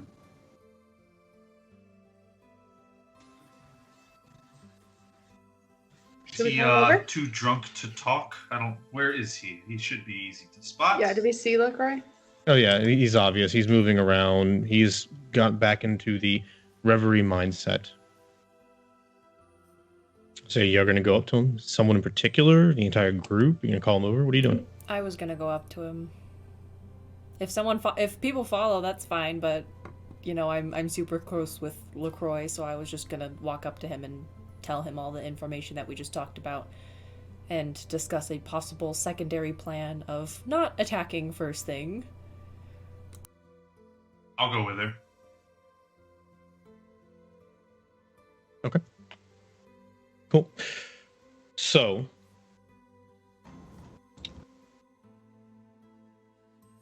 you guys tell me. This is not an opportune moment for a break, but we are about that time. Do you guys need a break, or do you want to keep going? I'm the only one who has to go to the bathroom. I can wait. You can also get up and go if you really, really want to. True. You're not afraid of missing anything. But don't be A afraid, break be would afraid of be that. lovely. Break? Okay. All right, so that's what we're going to do. So as Onah and Keatoris rise up to go speak to Knight Captain LaCroix, we're going to take our break, and we'll jump back in there to see if they can persuade the Knight Captain to do something differently. And we'll resolve that when we return. When we come back, I'm also going to give shout-outs to everybody who supported us during the beginning of the first half of the session. So stick around, stretch, bio, all that good stuff. We'll see you guys when we come back, all right? See you in a minute. Hey, everybody. All right, so real quick, Sammy has some technical issues. We're right about to bring him back, but we're going to jump back in to give you guys what I'm sure, or at least I hope, a lot of you guys are waiting for, the giveaway. And I'm going to pitch it over to Cory, but while he's going to go tell you about the giveaway, what you got to do. And then while that's running, I'm going to run through all the amazing support we've gotten so far and see if I can do it by the time the giveaway is over. We're going to find out. So, without any further ado, courtesy of our friends at Apotheosis Studios, we have a giveaway. Cory, tell them about it. Hey, everyone. Yes, so Apotheosis has given us a PDF copy of the Red Opera, what we are playing right now. If everyone will please put in !reunion. !reunion. For all of our great friends who are playing with us from everywhere in right now. After a minute and a half or so, or however long it takes Joey to finish his shout outs, it'll be over. It is not case sensitive, so let her rip. Good luck to All right. Shapes, this is our first giveaway, guys. New systems and everything, so let me know if there are any issues. Shapes, let me know if there's any issues while we're running the giveaway, okay? Now I'm going to take a deep breath and try to get through these. All right. I'm trying to start at the beginning here. Let's see. Here we go.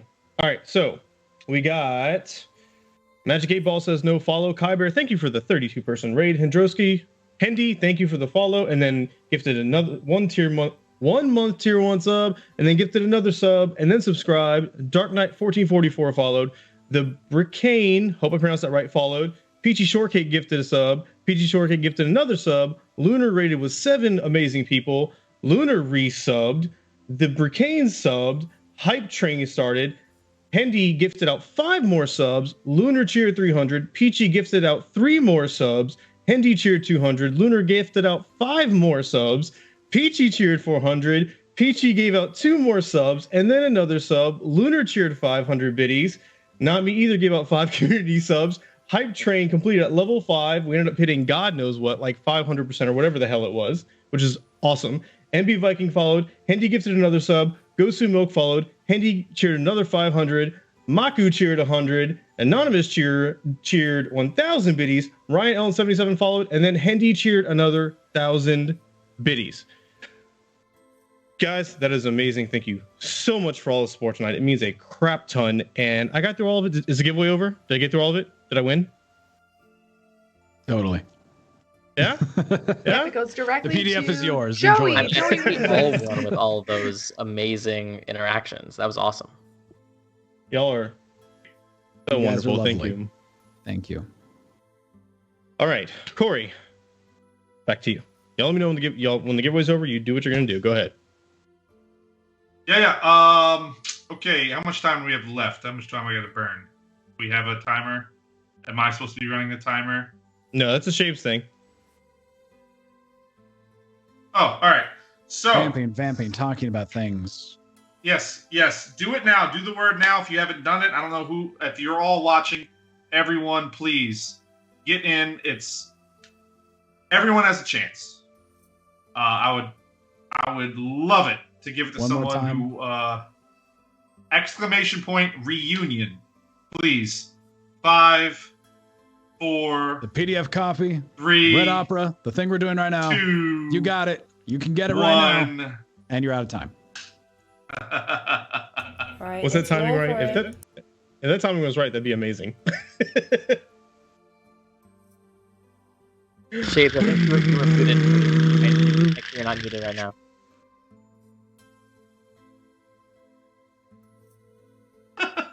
It would suck if the person who won didn't hear their name. Drum roll again. Clickety click click. We're gonna get it. So it's telling me there's no eligible users, even though everyone typed it in. Good. Okay, hold on. We're doing this another way. We're gonna do this the old-fashioned style. Give me 2 seconds. So, also what we could do, It's rigged. there's 1, 2, 3, 4, 5, 6, 7 people. If we roll through Foundry a 1d7, that'll give us a number at random of those people. We could. If all else fails. Yeah, I'm trying to see what Shaves is doing. And by the way, guys, this is just us being on brand. So, you're welcome. That's how we do things here. We keep it interesting. We make it spicy. We make it spicy. All the good stuff.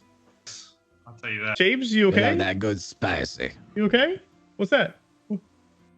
What is going on? Nothing happened. Nothing happened. We're gonna It's a light. ignore Now we everything. gotta Nothing green screen. happened. We're good. It's great. Nothing fell and moved. It's fine. Everything's fine. Okay, hold on. You are the dog on the table with the coffee and everything's on fire. You are just doing great. You're doing great.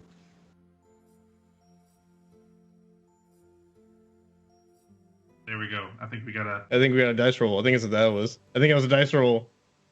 Yeah. Counting. We're counting. Old-fashioned. We're counting. Using our fingers. We don't need Doing computers. calculus in our All right. brains. Screw computers. By my super high-tech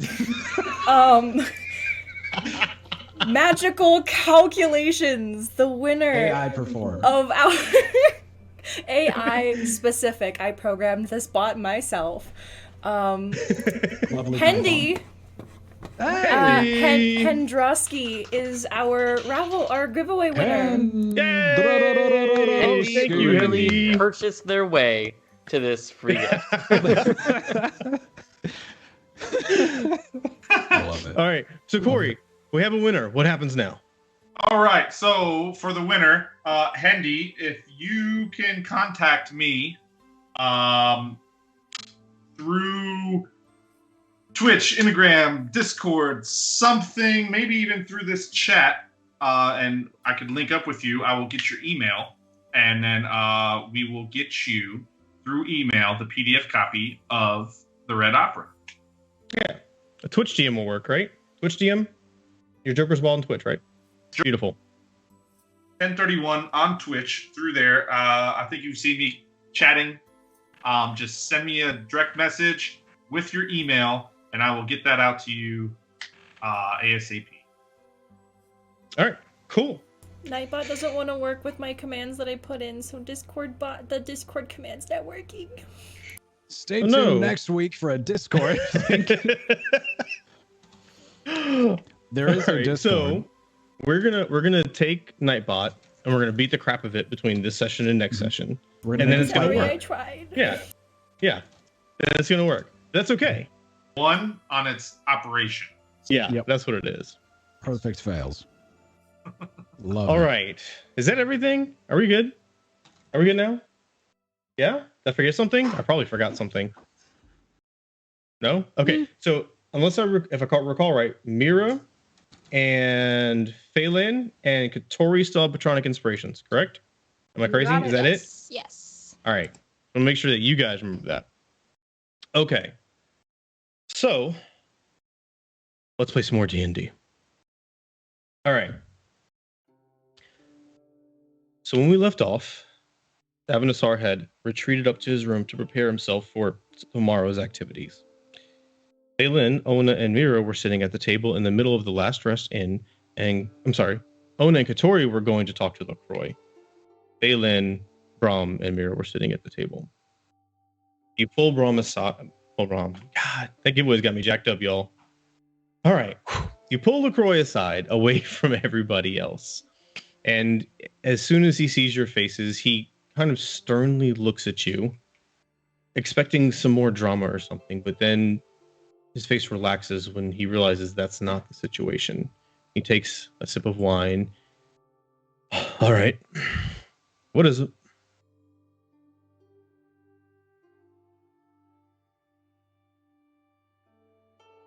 I can go back drinking. It's fine.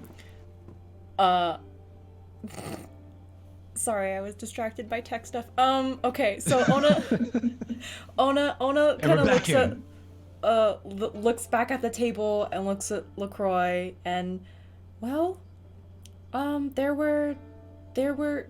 was a discussion about what these creatures were gonna be fighting, what it is, what they are, and we potentially would like to have another approach. I know that the initial plan was to, bring us all over there and just, fight.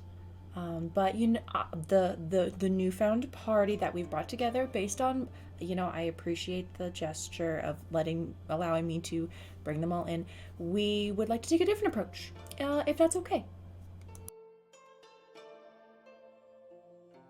Continue. All right. Well, we want to learn more before we fight because one of our Feywild experts has an assumption on what these creatures are and that they're being affected by something not of their control, not of their being, and we would much rather find out what might be affecting them and causing them to behave these ways, rather than going in and murdering an entire species before finding out what's the actual problem. So what do you want from me, Onah? More so just backup. Like, maybe if you wanted to come along and just in case things get dicey. But I think it would be best if our party went ahead. You and the group should stay behind a little bit, rest up a little bit more. I know that Lotzel over there has, his arm thing. Maybe take another day, rest, heal up a little bit more, recover a little bit more, and then meet us out there after we've had a little bit of time to suss out the situation before battle commence. I know that the Legion is very battle hungry. I understand that. I don't want to pull that away from them. But do you see where the humanity comes in? You know better. No one in this inn right now is battle hungry. I mean, no, not in the sense of desperate for battle, but are always prepared, and I don't want things to get out of hand if there's just a misunderstanding of something. That's all I meant by it. Roll a persuasion check.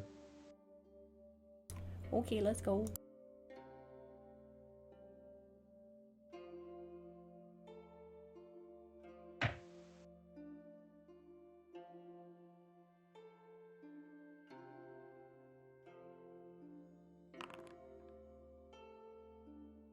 Wow, how is that a 2? Oof. That's barely anything. Onah gives LaCroix the big puppy dog bear eyes. And starts reaching for her fish pouch. I'd want to step in. I don't know. Step in. Okay. You're right there. All right. It's not to elaborate on what Onah was trying to say. We need to protect the Ents in the forest. Even though they are making all this bad things happen, we want to murder. Yes, thank you, bro. Gotcha. We don't think that they are doing it of their own volition. So we want to maybe go on the defensive and more of a cautious approach and try to figure out why it's happening instead of murder blindly to then figure out what's happening. You can also roll a persuasion check. All right. Thank you.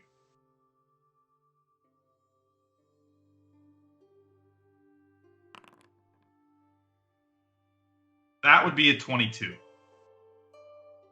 Okay. He looks at Onah and looks at you. Looks back to Onah. I understand your position. I'm not a fan of spilling innocent blood either. Corrupted blood, on the other hand, is one I have no problem spilling, especially if it threatens that of our people. Now,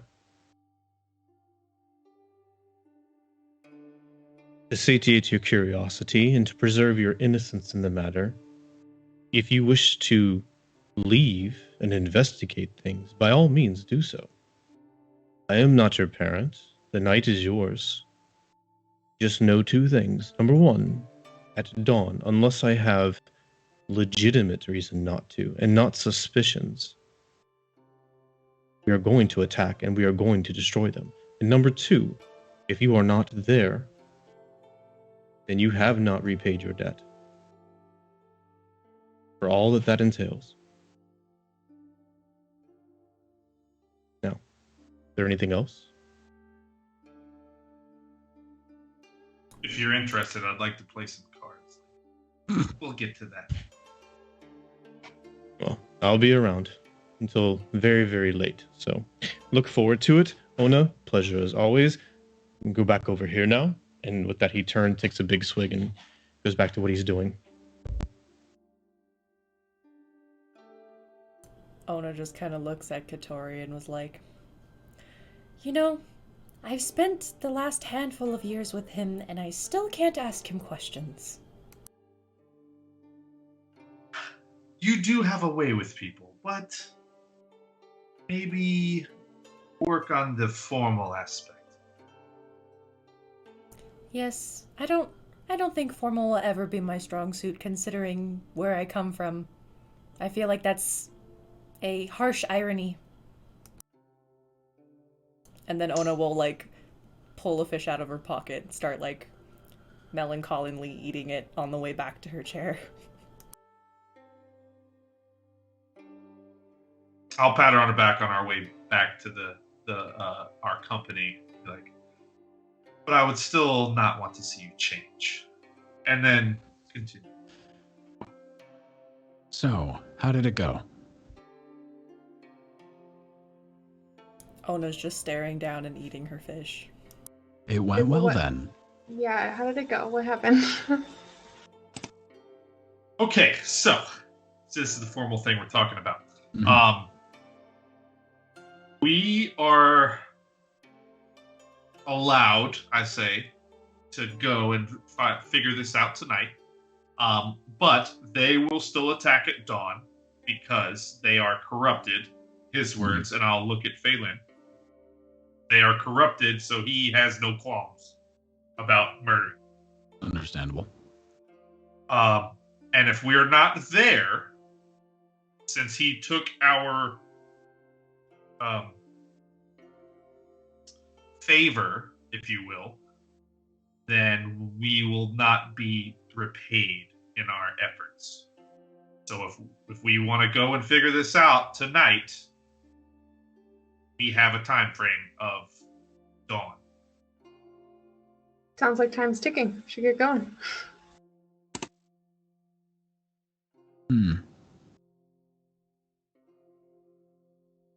His worries are understandable. Do we have any idea where to start, or is this just go into the forest and see what we find? Are any of us good at tracking, or know the forest or nature, or have any idea of what we're doing? You would know Avanessar is good at that kind of stuff. Actually, Avanessar probably has something that we could use. He is very skilled in many things. All right, can you go get him? Because I Yeah, don't why think don't any you of go the get rest of your us should. Actually, he's a savant. I'm gonna go. And he just walked away. I push my other little glass of alcohol to Mihra. Oh, I keep drinking, and I just kind of turn to her and be like, "Oh, this is finally. It's just the OGs in the house now." actually, like stop another. One second. Draws a little sigil. Avi, would you please come back downstairs? Doing a thing, and I cast message. Because why walk upstairs when you can use magic? Hashtag wizard. Mhm. All right. I'm gonna walk over, spin my chair around, sit back down. A moment later, you hear the heavy footfalls and the clinking of Avanessar as it comes down the stairs. See, he never responds in the message, but he always comes over. Like that's fine. Ah, yes. Oh, geez. So he's like a dog. Let's Yes. hope we don't have to be stealthy. I can work on that. Maybe. What is it? Oh, we're planning a thing.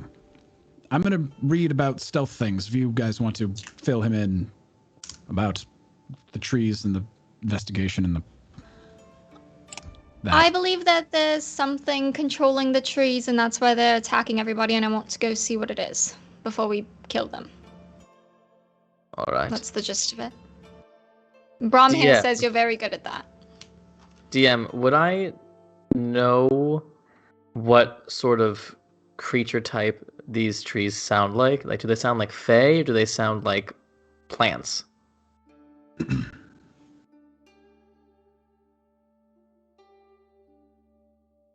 Give me an Arcana check. So, I would get advantage on this if they are fae. Okay, give me an Arcana check. Okay.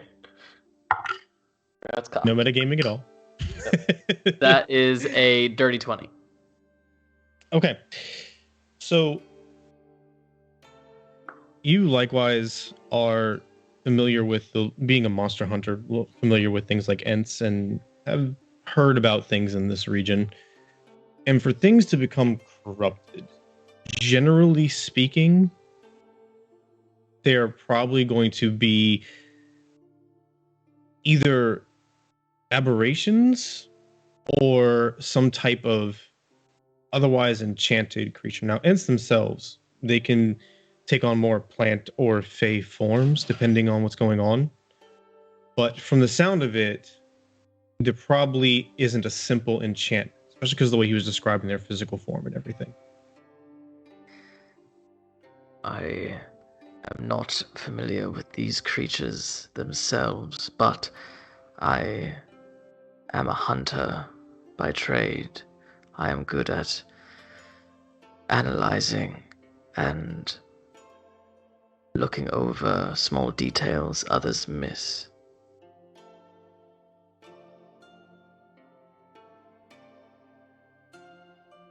All right, then are we going to go now before dawn? Does anybody need to get some shut eye, or are we good to go? I'm gonna talk to Brom real quick because do you have anything to help us with a like a nap or something like that? Do you have any spell that you can cast so it'll help us? I can accelerate time to the point where we get a full 8 hours sleep in 30 minutes. I'm or curious. you know, if you a cat nap, you could be 4. It's fine.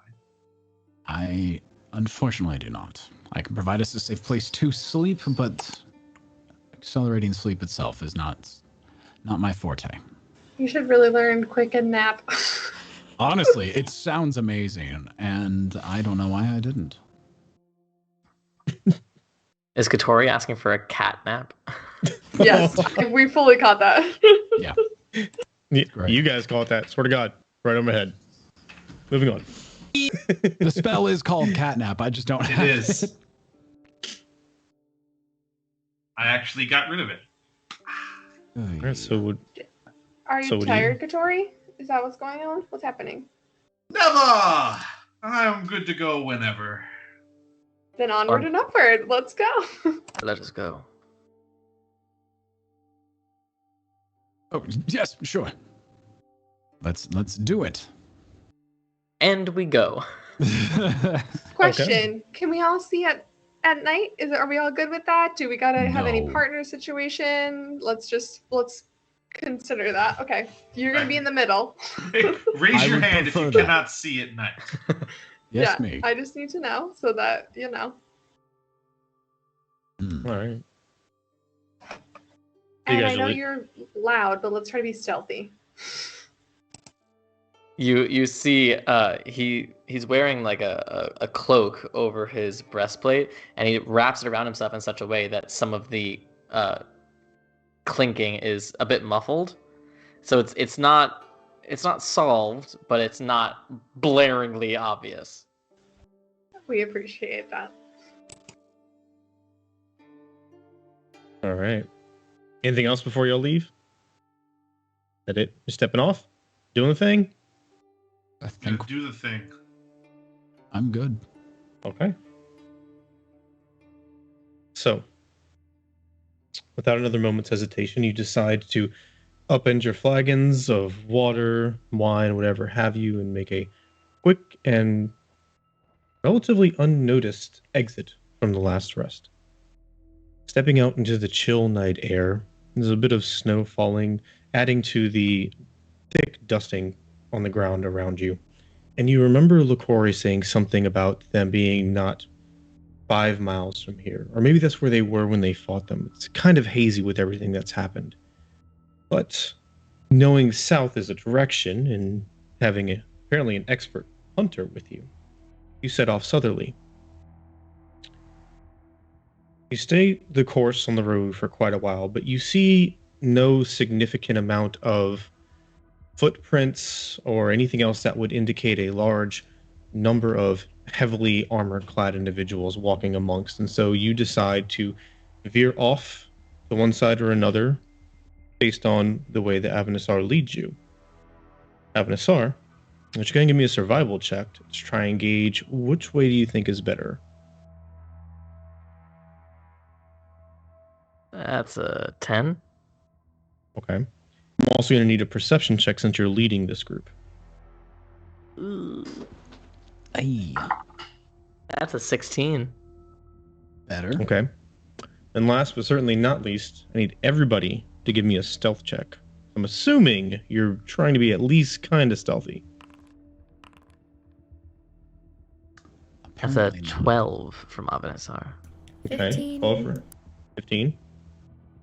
Who else? Natural 20 for Mihra. Nice. 9. 9. 15 for Fay'lnn. 15. Keatoris?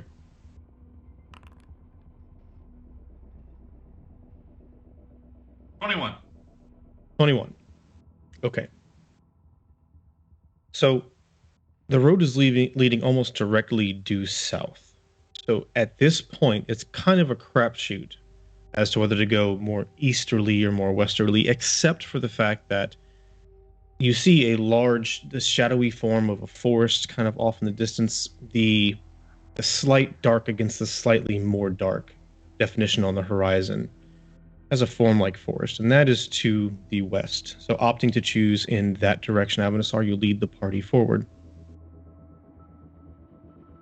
You travel in this direction for a mile and a half, 2 miles or so, and you aren't really getting anything. Either the footprints aren't there because you went the wrong way, or the snow has covered them, and so you're trying to find a needle in a haystack without digging beneath the snow. But the wind shifts ever so slightly. And as you're standing there examining the environment, trying to get your bearings, a distinctly metallic smell of freshly spilled blood wafts across your face, and you pick it up, and you notice the direction the wind is coming from, southwest. And so you continue on in that direction. Can I, from the smell of the blood, Mm-hmm. sense any details about the creature it was bled from? You are well acquainted with blood. I would say so. For any other person, I would say no, but for you, All the sunshine. tell you what, let's make an intelligence check and add your proficiency modifier. Okay. Happiness That's going to incarnate. be good. That is going to be, if I could do math, it would be a big number. 24. 24. Okay. So having experimented with all the various bloods of different types of creatures, you know that there are distinct odors that accompany them. This has a very heavy iron smell to it, and none of the peculiar aromas that accompany more exotic creatures. So you feel very confident that this is humanoid blood. There was an attack here. I smelled human blood. You can smell blood. I have very attuned senses. This way. I'm also going to light a torch so I can see even a little bit. Okay. Got it. You continue on for several hundred more feet. I actually have my mage hand holding it, so it's like just floating next to me. Beautiful. You got it. No manual labor for Brom. What's the Why do anything when you can use magic? What's the marching order right now? Obviously, Avanessar is in the front. Gotta Who's say, after Avanessar? love when that question is asked. Oh, it always Uh, matters. Dead middle. Yeah, I'm gonna be after Avi just because I'm like intrigued by him as a person Okay. or entity. So we got Avi, and then Mihra, and then Brom. I'll Who's be next? behind Brom. Fay'lnn, Cory, and Onah. Who's next? Maybe like it was last time, where Onah just taking up the back, or do you want me to be the rear? Either way, I think Onah's used to being honestly wherever. So I think Onah can Onah and Keatoris be like next to each other in the back? Sure. Cool. That's fine. That's fine. We've wide out, like not in the line. Okay. So then, Brom, No. stepping forward, you get to the point where the snow is getting even thicker as you climb a little bit in elevation. More snow has been falling. Your feet are sinking 3-4 inches into the snow. You step, but then your foot kind of catches as though on a twig or a thick root or something. And as your foot slings forward unexpectedly and you catch yourself, you turn around because the root uplifted with you. Except it's not a root. Avi! My sword is out. Glancing down at the ground, you see the severed thigh down of a heavily plated leg that has since been risen up from the snow, and dried blood caking the ground beneath it that is now exposed. The torch aloft, and you more alert now, Avanessar looking around, you start to notice what you didn't before, in that for several hundred feet around you on both sides, there are hundreds of corpses. There are also dozens of large, mangled, tree-like looking entities with strips of flesh and limbs and animal carcasses and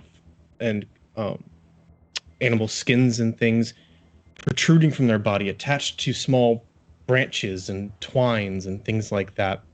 And their entire bark is also covered caked in dried blood. The snow has covered most of them. That's why you didn't initially see them. But now you realize you are smack in the middle of whatever battle was fought here to turn back these creatures.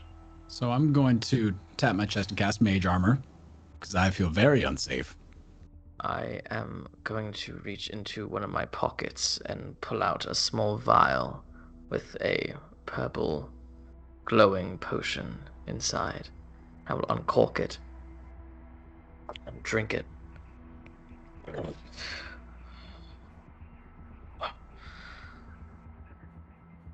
And I will try to lift one of these thighs and examine it closely. I'm gonna back away. Okay. Oh, While Avi's doing that, what's everybody else doing? Fay'lnn, Onah, Keatoris, Mihra. Y'all would see this because of the torchlight. oh, I'm going to cast Find Familiar and have like a little owl poof up on my shoulder, and I'm gonna throw him up into the sky. Okay. A little UAV. Okay, we'll come back to that. I'm going to tell Avi it's probably time to put your torch out. If you're comfortable, I can guide you. Tell that to Brom. Yeah, Brom with the torch. Or well, Okay. nah, yeah, Brom. It's okay. New characters, guys. We're good. It's fine. Done. Easy. Yes. Snaps Okay. his fingers and the torch goes out. Okay. I will reach into another pocket and pull out a pair of small lenses, and you just see them disappear underneath the helm.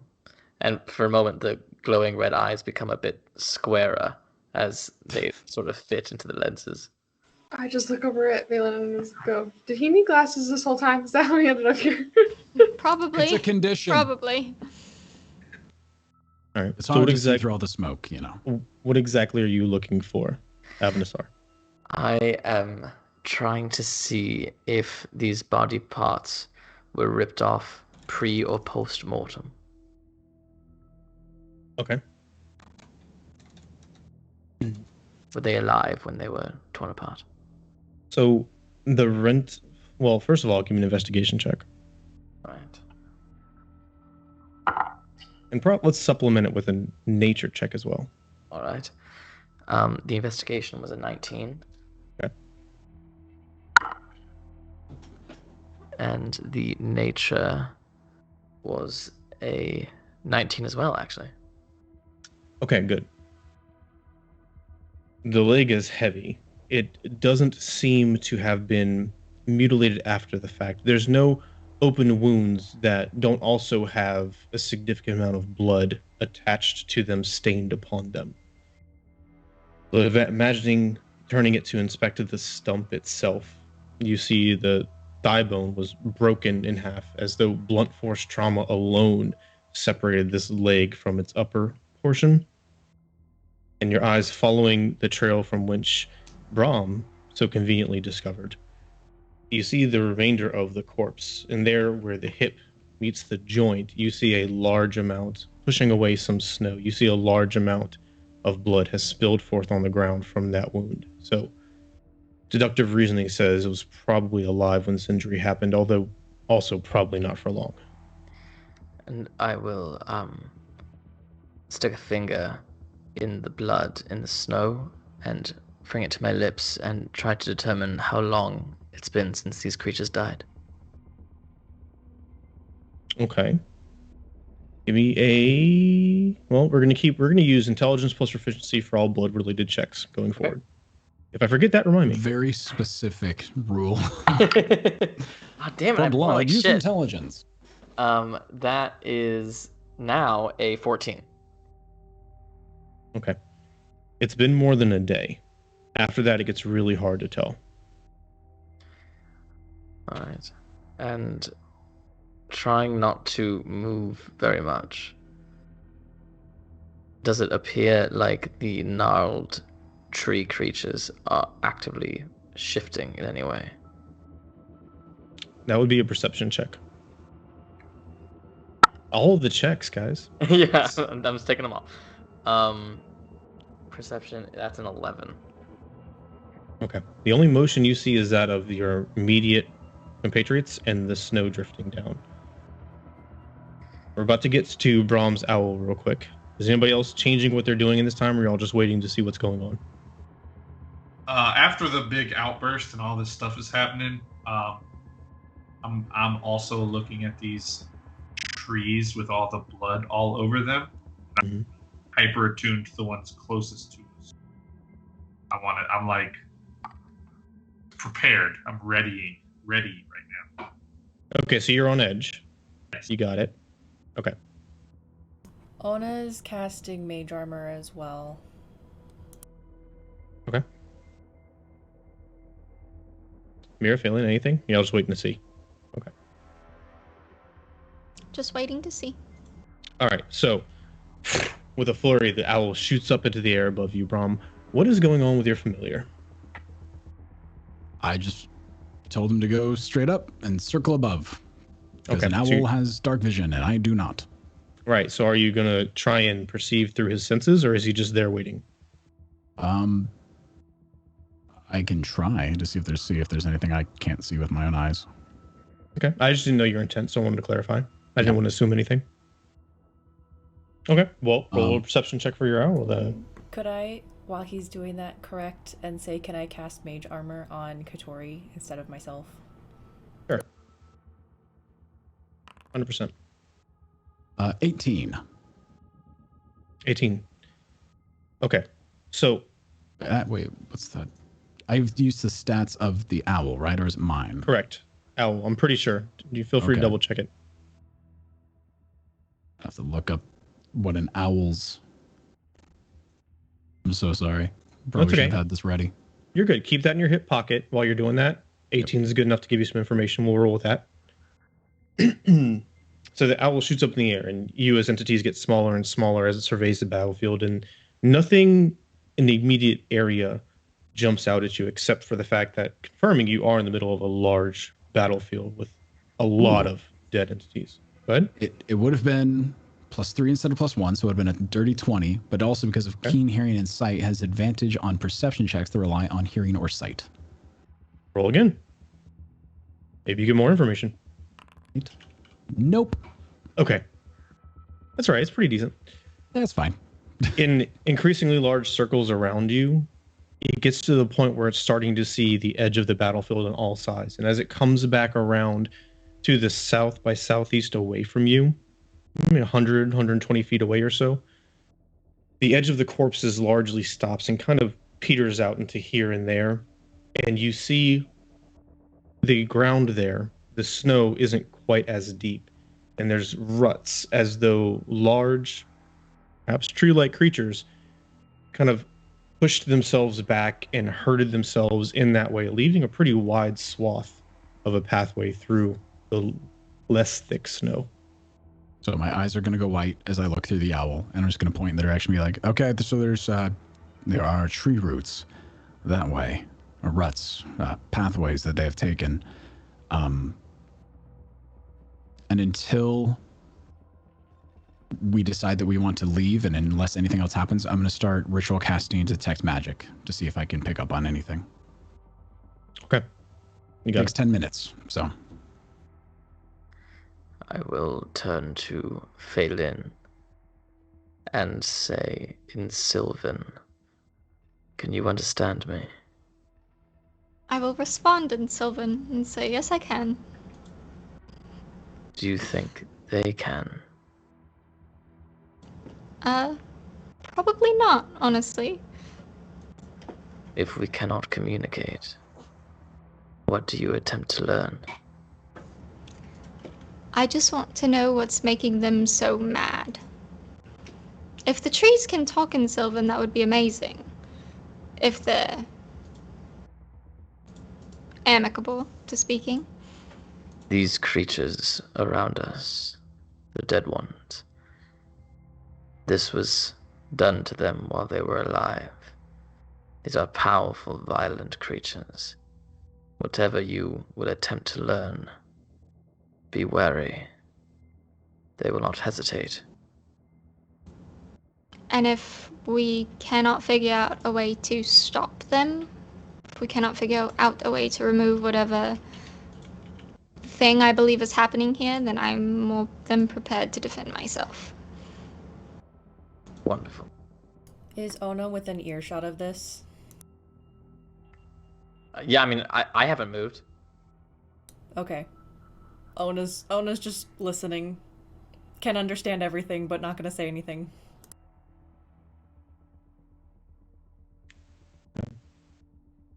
So Keatoris, you've been keeping a close eye. Do you speak Sylvan? No, do not. Okay. All right. So yeah. Okay.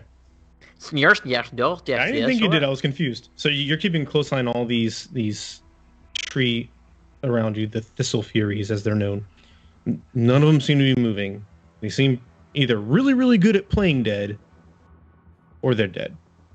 And if you were to get closer, because there's a lot that are nearby, now that you start to uncover the snow and look more carefully, you see a lot of them have massive hack marks on them, branches that were broken off, and almost all of them have at least some type of scorch marks on them. Ash that is and charcoal that has been caked on the bark that pulls away when you see when you pull away the snow. All right, I will. The closest one. How far is the closest one? A matter of feet. Now that you know what you're looking for. Okay. I'm gonna move up to the first one. Any movement? I'm taking. I want to ready a dodge action, obviously, for a attack or grapple. And I want to kind of inspect the Trent. Okay. Give me an investigation check.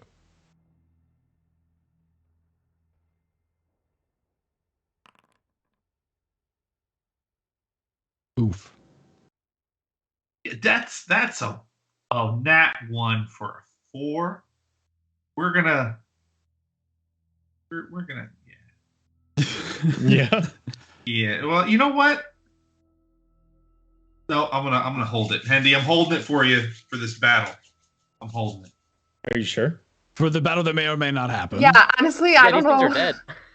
Are you sure? All right, whatever. Let's use it. I mean, dude, that's not a you should do it. That's a are you sure? You just seem conflicted. I am Are conflicted. you sure about that? You touch it. I'm sure I'm gonna hold it. There we go. I'm holding it. Okay. Sorry. So you approach the tree. You approach the tree, and as you lean over your foot, you step on one of the branches there, and the snow peels away easily enough, but because of the humidity and the what was liquid blood has since frozen into an icy type coating. And so your foot slips just a bit, enough for you to put your weight on this dead Thistle Fury. As you do so, it rocks. And you pause, you wait. You're not exactly sure if these things are truly dead or not. You're kind of on edge. The Thistle Fury itself doesn't do anything, but just on the other side of it, you see a small portion of snow kind of rise up ever so slightly and settle back down. I was trying. You guys laugh. It kills me. Zombies. Let's get my shotgun. So the ground moved? The snow on the other side moved. The snow is thick, probably a good foot and a half, as it's kind of piled up against this dead Thistle Fury from the wind. This Thistle Fury, I think, is moving still, and it's like right next to us. I'm gonna say that like audibly.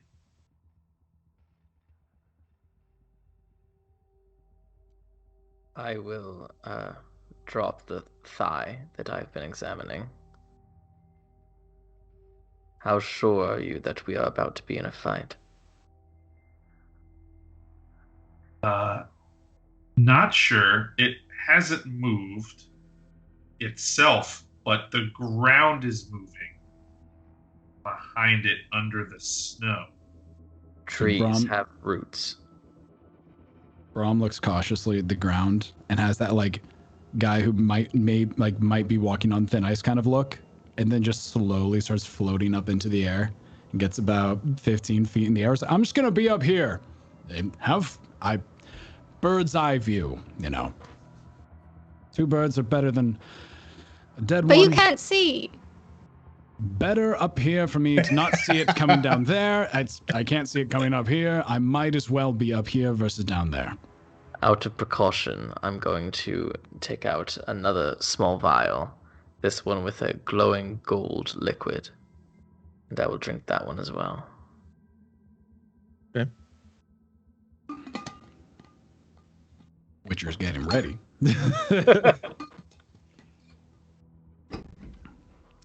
So I'm gonna Has it count. been 10 minutes? Sorry, go ahead. I was gonna say, I cast Dark Vision on myself. And then I'll start slowly walking over to where Keatoris was saying something was breathing under the snow. Okay. Brom, you were getting close, but you stopped to levitate. Yep. So if you want to Totally finish, fine. come back down. I will not go back down, and I will call my owl to my shoulder. Okay. You got it. I'm actually going to look through the owl's eyes as it is mounted on my shoulder to try to get the dark vision from the owl. There you go. That'll work. Sure. So now I can see up to 120 feet in dark vision. Okay. And it's all just slightly askew. Yep. my 20-foot radius fireballs are going to be that off. So you see Onah approaching Brom, and Onah, as you're approaching, you're sinking down in the snow much more than your allies here because you're so heavy. And as you step, the ground ever so slightly tremors, and that dead thistle fury shifts a little bit with how much snow you're displacing. And as you get close enough to look over the thistle fury, which is largely on its side, look over where Keatoris was indicating that thistle fury shifts because of your weight. And once again, that small section, no bigger than a basket of snow, shifts a little bit to the left and the right, as though squirming a bit, and then lies still. Do we all see this? You'd have to be close to them to be able to see over the thistle fury. Because again, it's like on its side, and if y'all are back there. Yeah, no. Brom could see it from his perspective, probably, because he's up. There's something moving over there. Someone What does go it and look look like? at it. What does it look like? You see snow. It's shifting. It's over there. I'm Is gonna that it? start moving the snow. I'm moving the snow.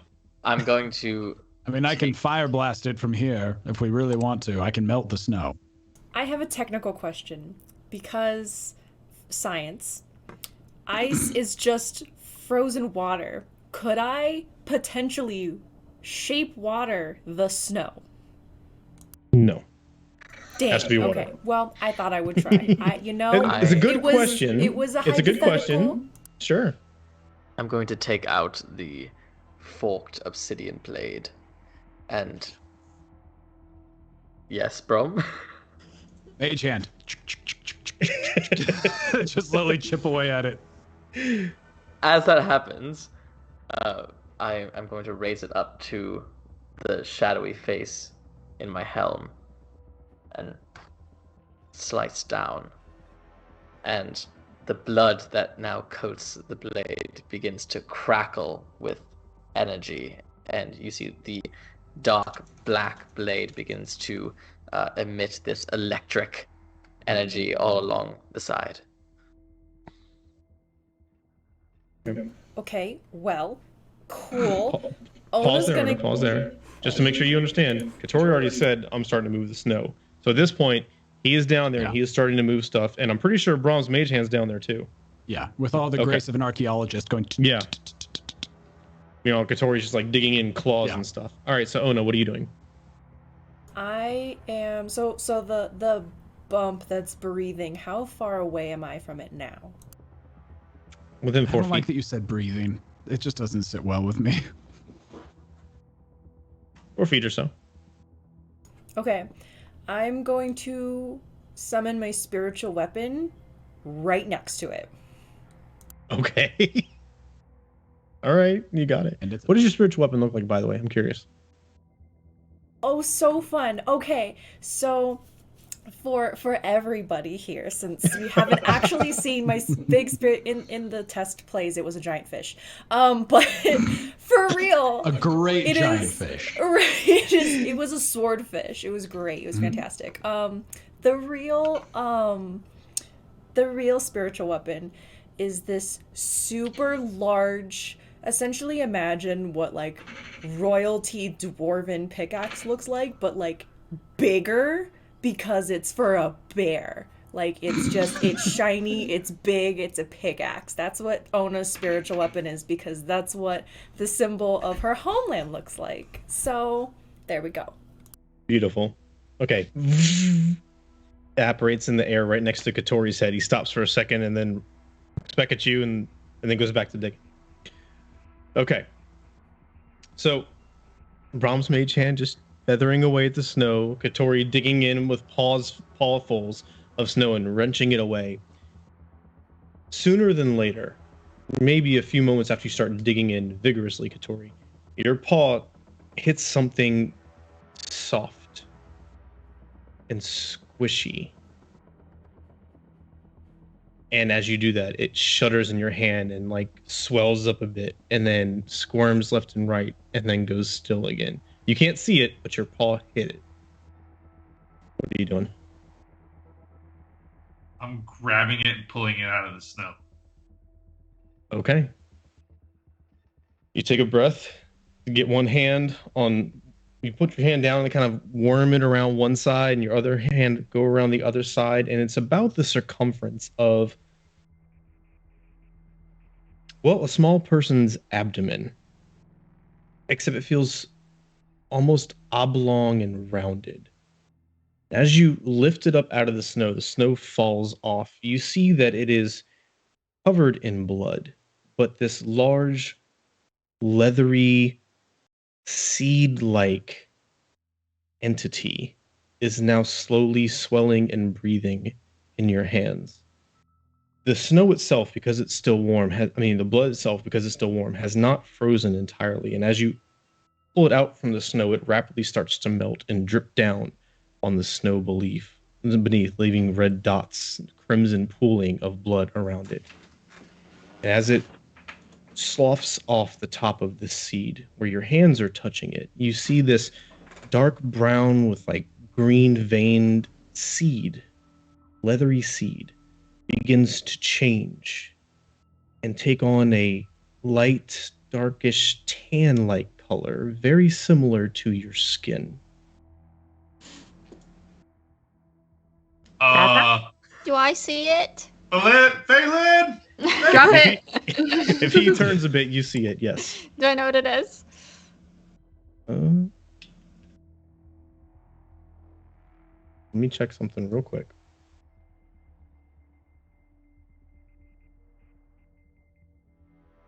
Okay. I don't trust it. Give me a nature check with advantage, Fay'lnn. I have a question. Mm-hmm. I have a thing. Mm-hmm. From a thing. Okay. Says when I make an Things are ability good. check, that uses a skill. Does that mean ability check, or does that mean skill check, or is it both? When you make an ability check that uses a That skill, uses a skill. it would be a skill check. A skill check. Okay, I'll add it to this then. Okay. Such nice, oddly nice, specific wording. Yeah, is that even basically saying better? an ability check that's not just like Yeah, a dexterity check? like a basic strength check. Yeah. Yeah. I Basic got a intelligence check. 22. Okay.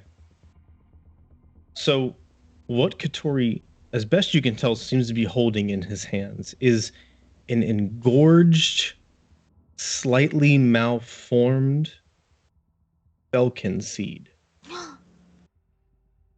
I will reach out my hands and I'll be like, oh, Keatoris, give that to me right now.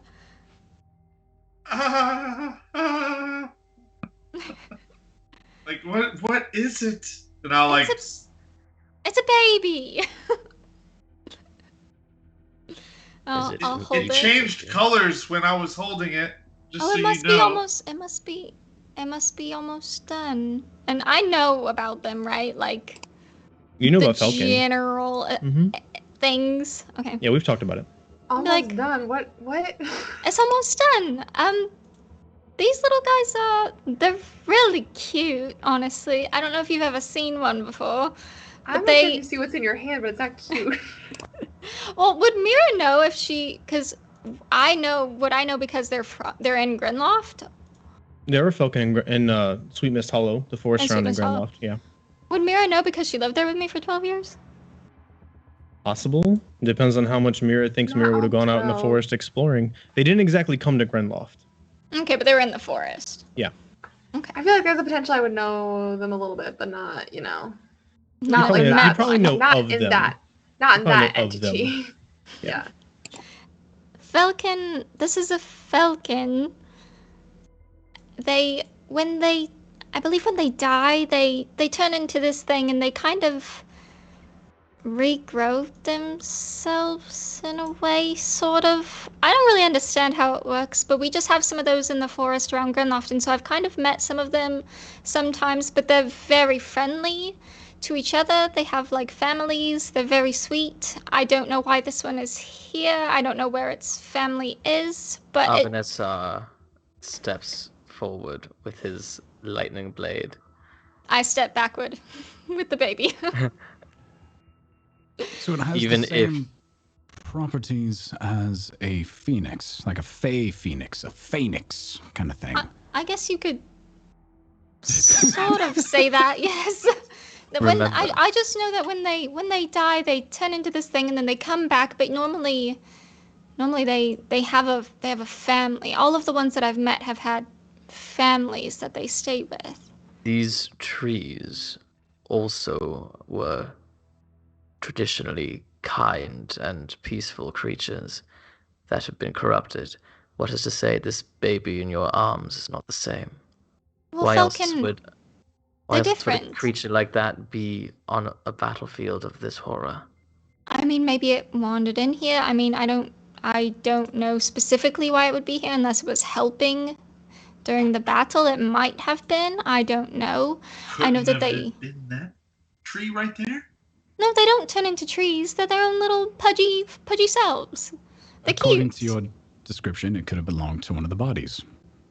It very well could have if they decided to be friends. These things have very big families. They love their families, and if they decided to be a family with someone who died, then I can only imagine that might have been what happened. But I can't say for sure because normally they're only families with themselves. But they're cute. When they are reborn, do they retain their memories of their past lives? Would I know that? Do I know if they retain all of them?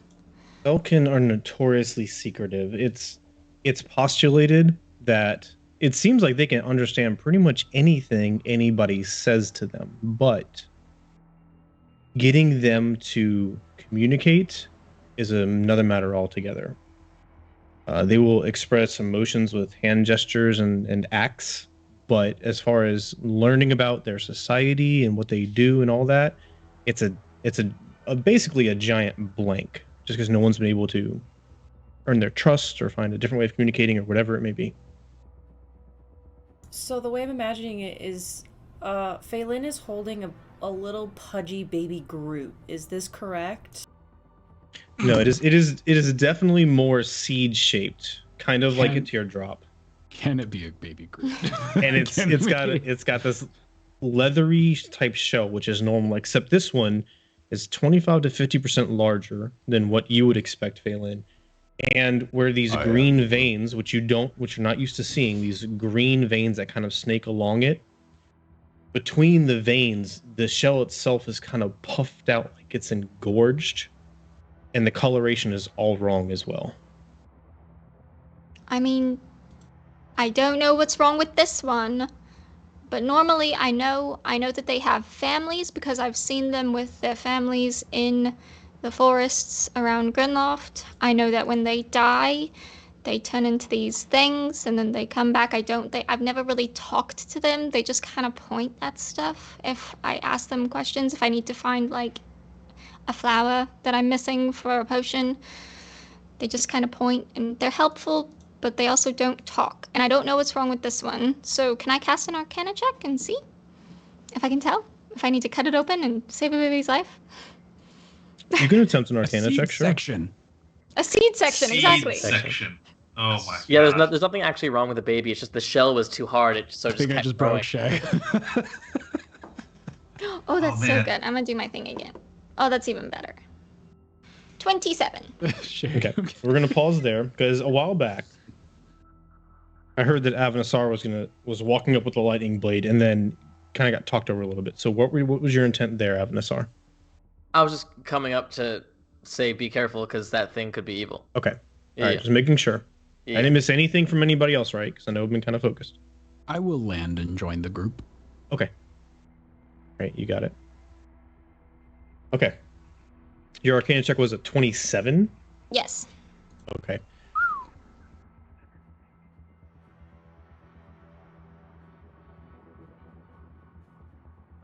Give me a second here.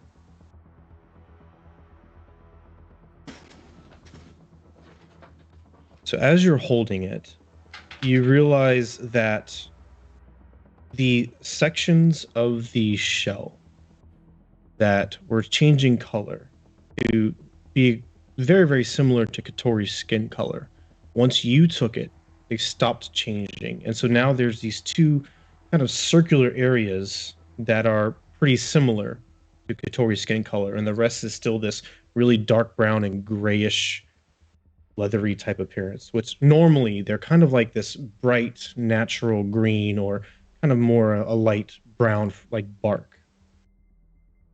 So that strikes you as odd. It's not exuding any magical energy that you can sense. You do feel like there is something wrong with it. You know that normally when there is a falcon that is injured or something along those lines, they will come to you or to your people or to anybody that has arcane ability. And it has been communicated, and you have done it in the past, where if you apply magical energy, it feeds them, it nourishes them, and they can heal or grow faster, things like that. It's a strange symbiotic relationship purely with magical energy. This thing in your hands, it's pulling magical energy from you. Normally it's a giving relationship when you apply your magical energy to help these beings. This one is almost siphoning it without regard for you. Well, I think that this little baby is trying to eat me. What? Let's put it down then. Let's just put it down in the snow and we back away.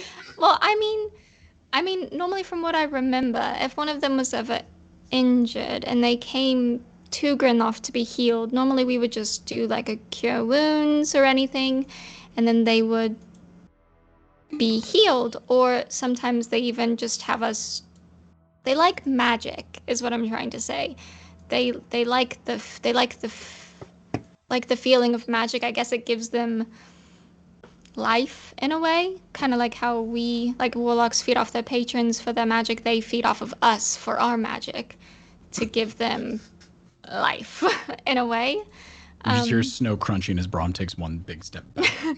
But it's not malicious. They do it to create like themselves, like they heal. It's like a symbiotic relationship. It's not malicious at all. But this one is just taking it willy-nilly, and normally you give it to them, they don't take. But this one is siphoning off my magic as we speak.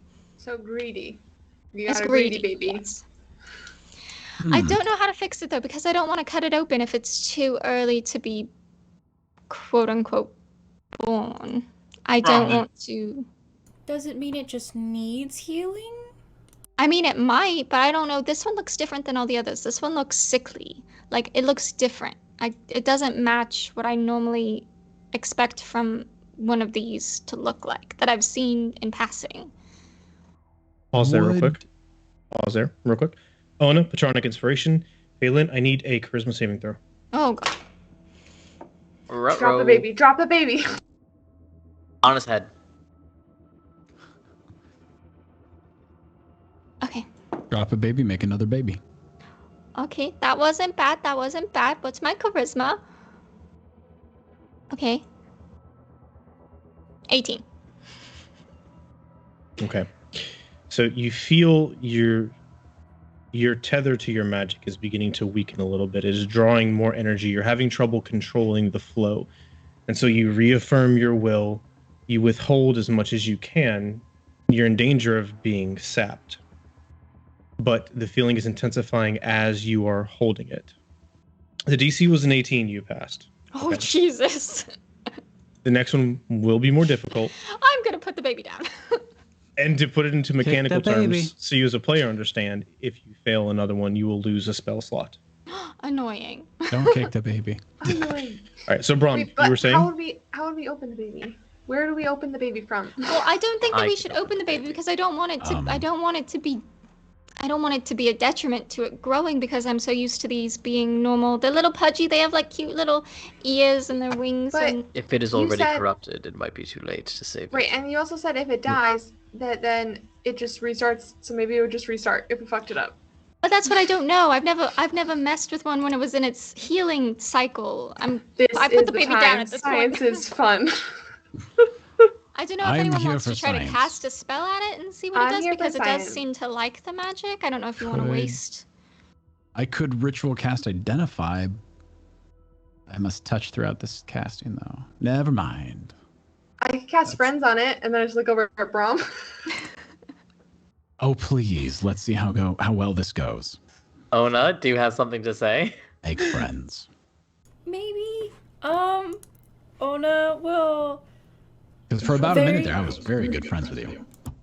Onah will very willingly touch the baby on the floor, not picking it up, just touching it, and cast a first level Cure Wounds on it.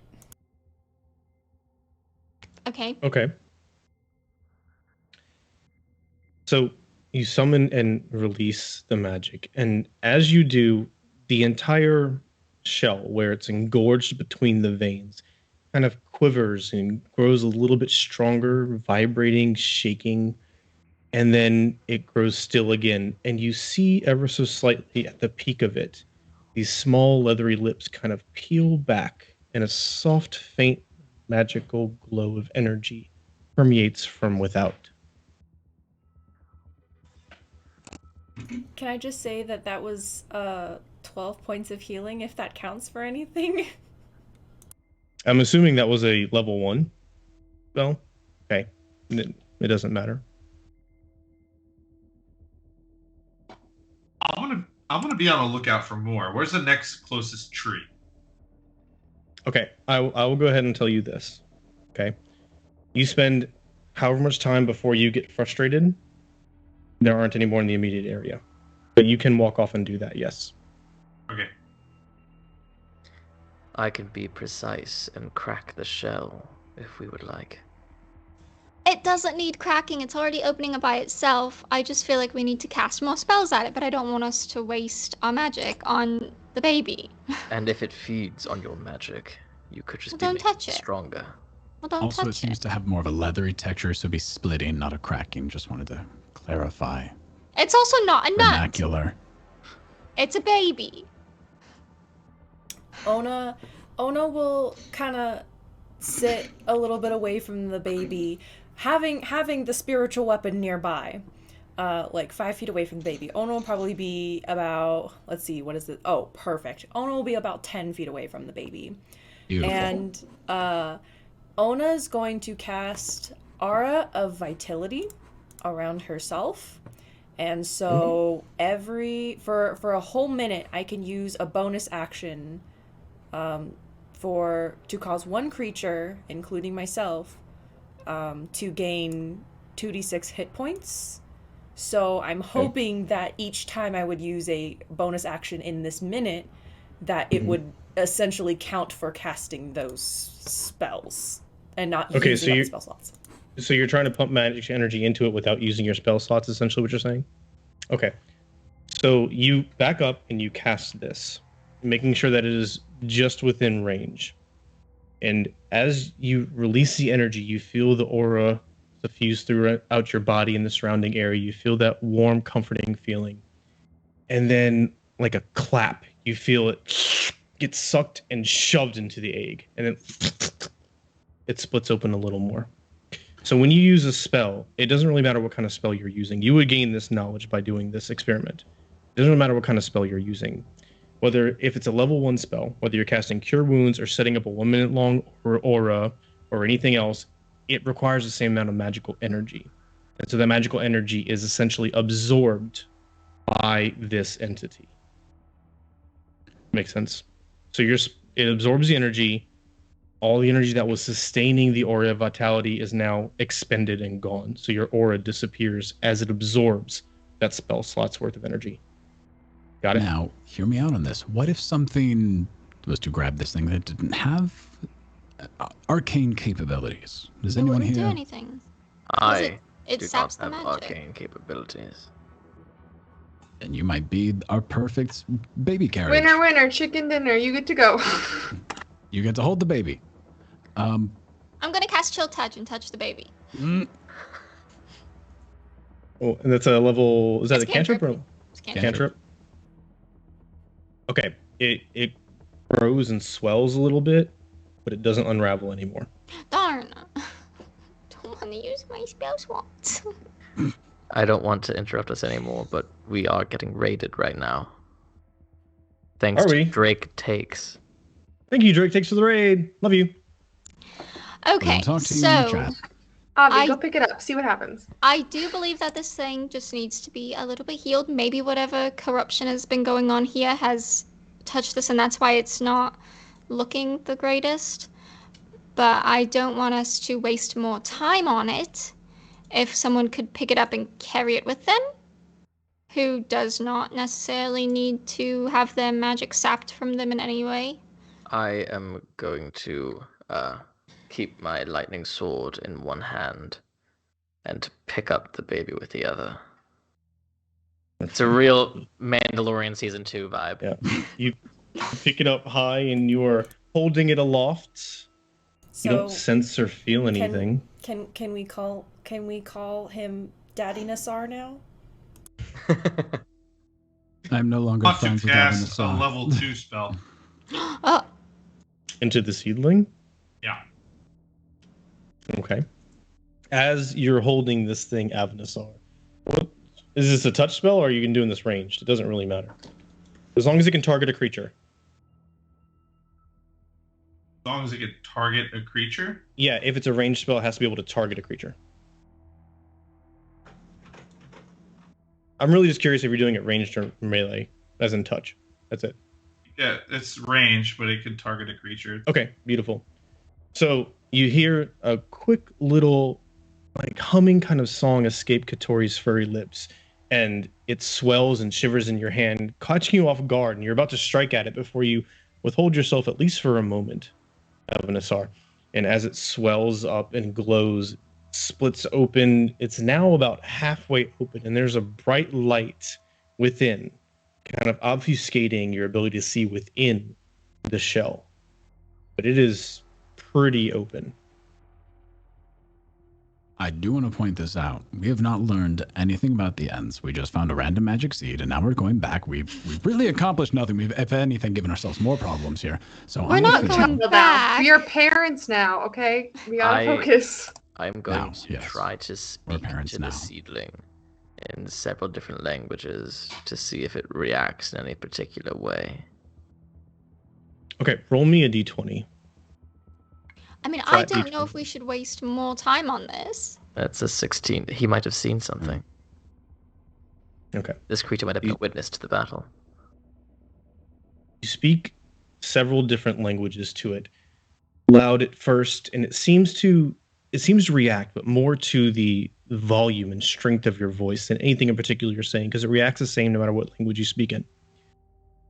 So you try speaking a little bit softer, and then it stops vibrating in your hands, and it pulses a little bit.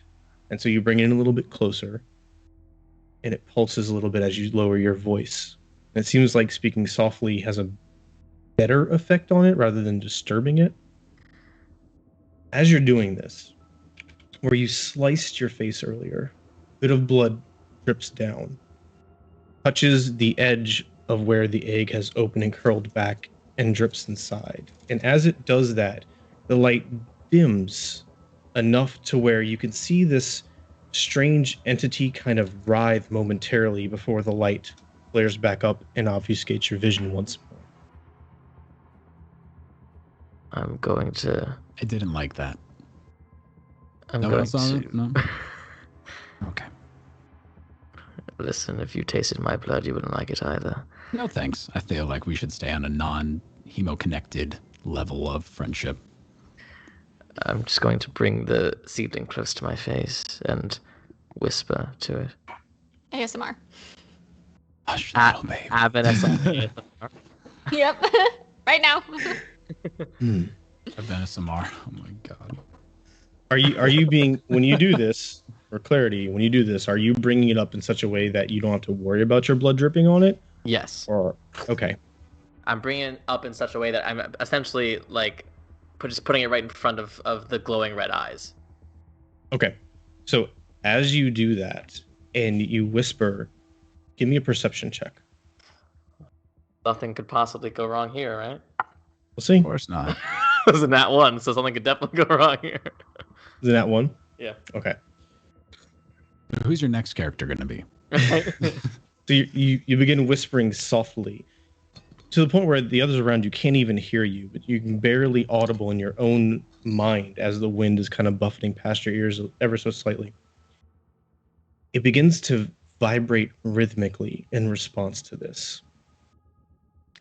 And because of your low perception rule, you're not really sure why, but countered by your background as a blood hunter, something peculiar strikes you, and so you focus on it for a moment, and then you realize that it is vibrating in rhythm with the subtle beating of your heart and your chest.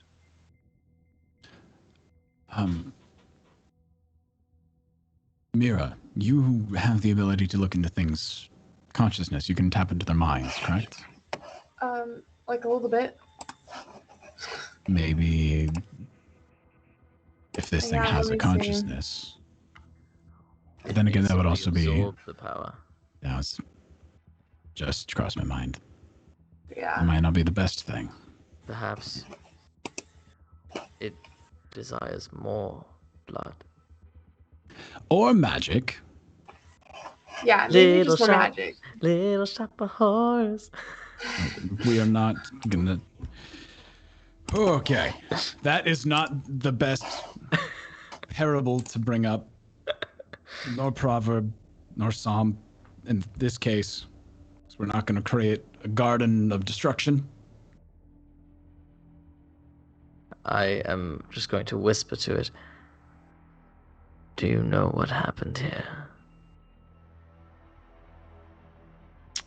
The rhythmic beating continues, but it doesn't change in a way as to give an intelligent response.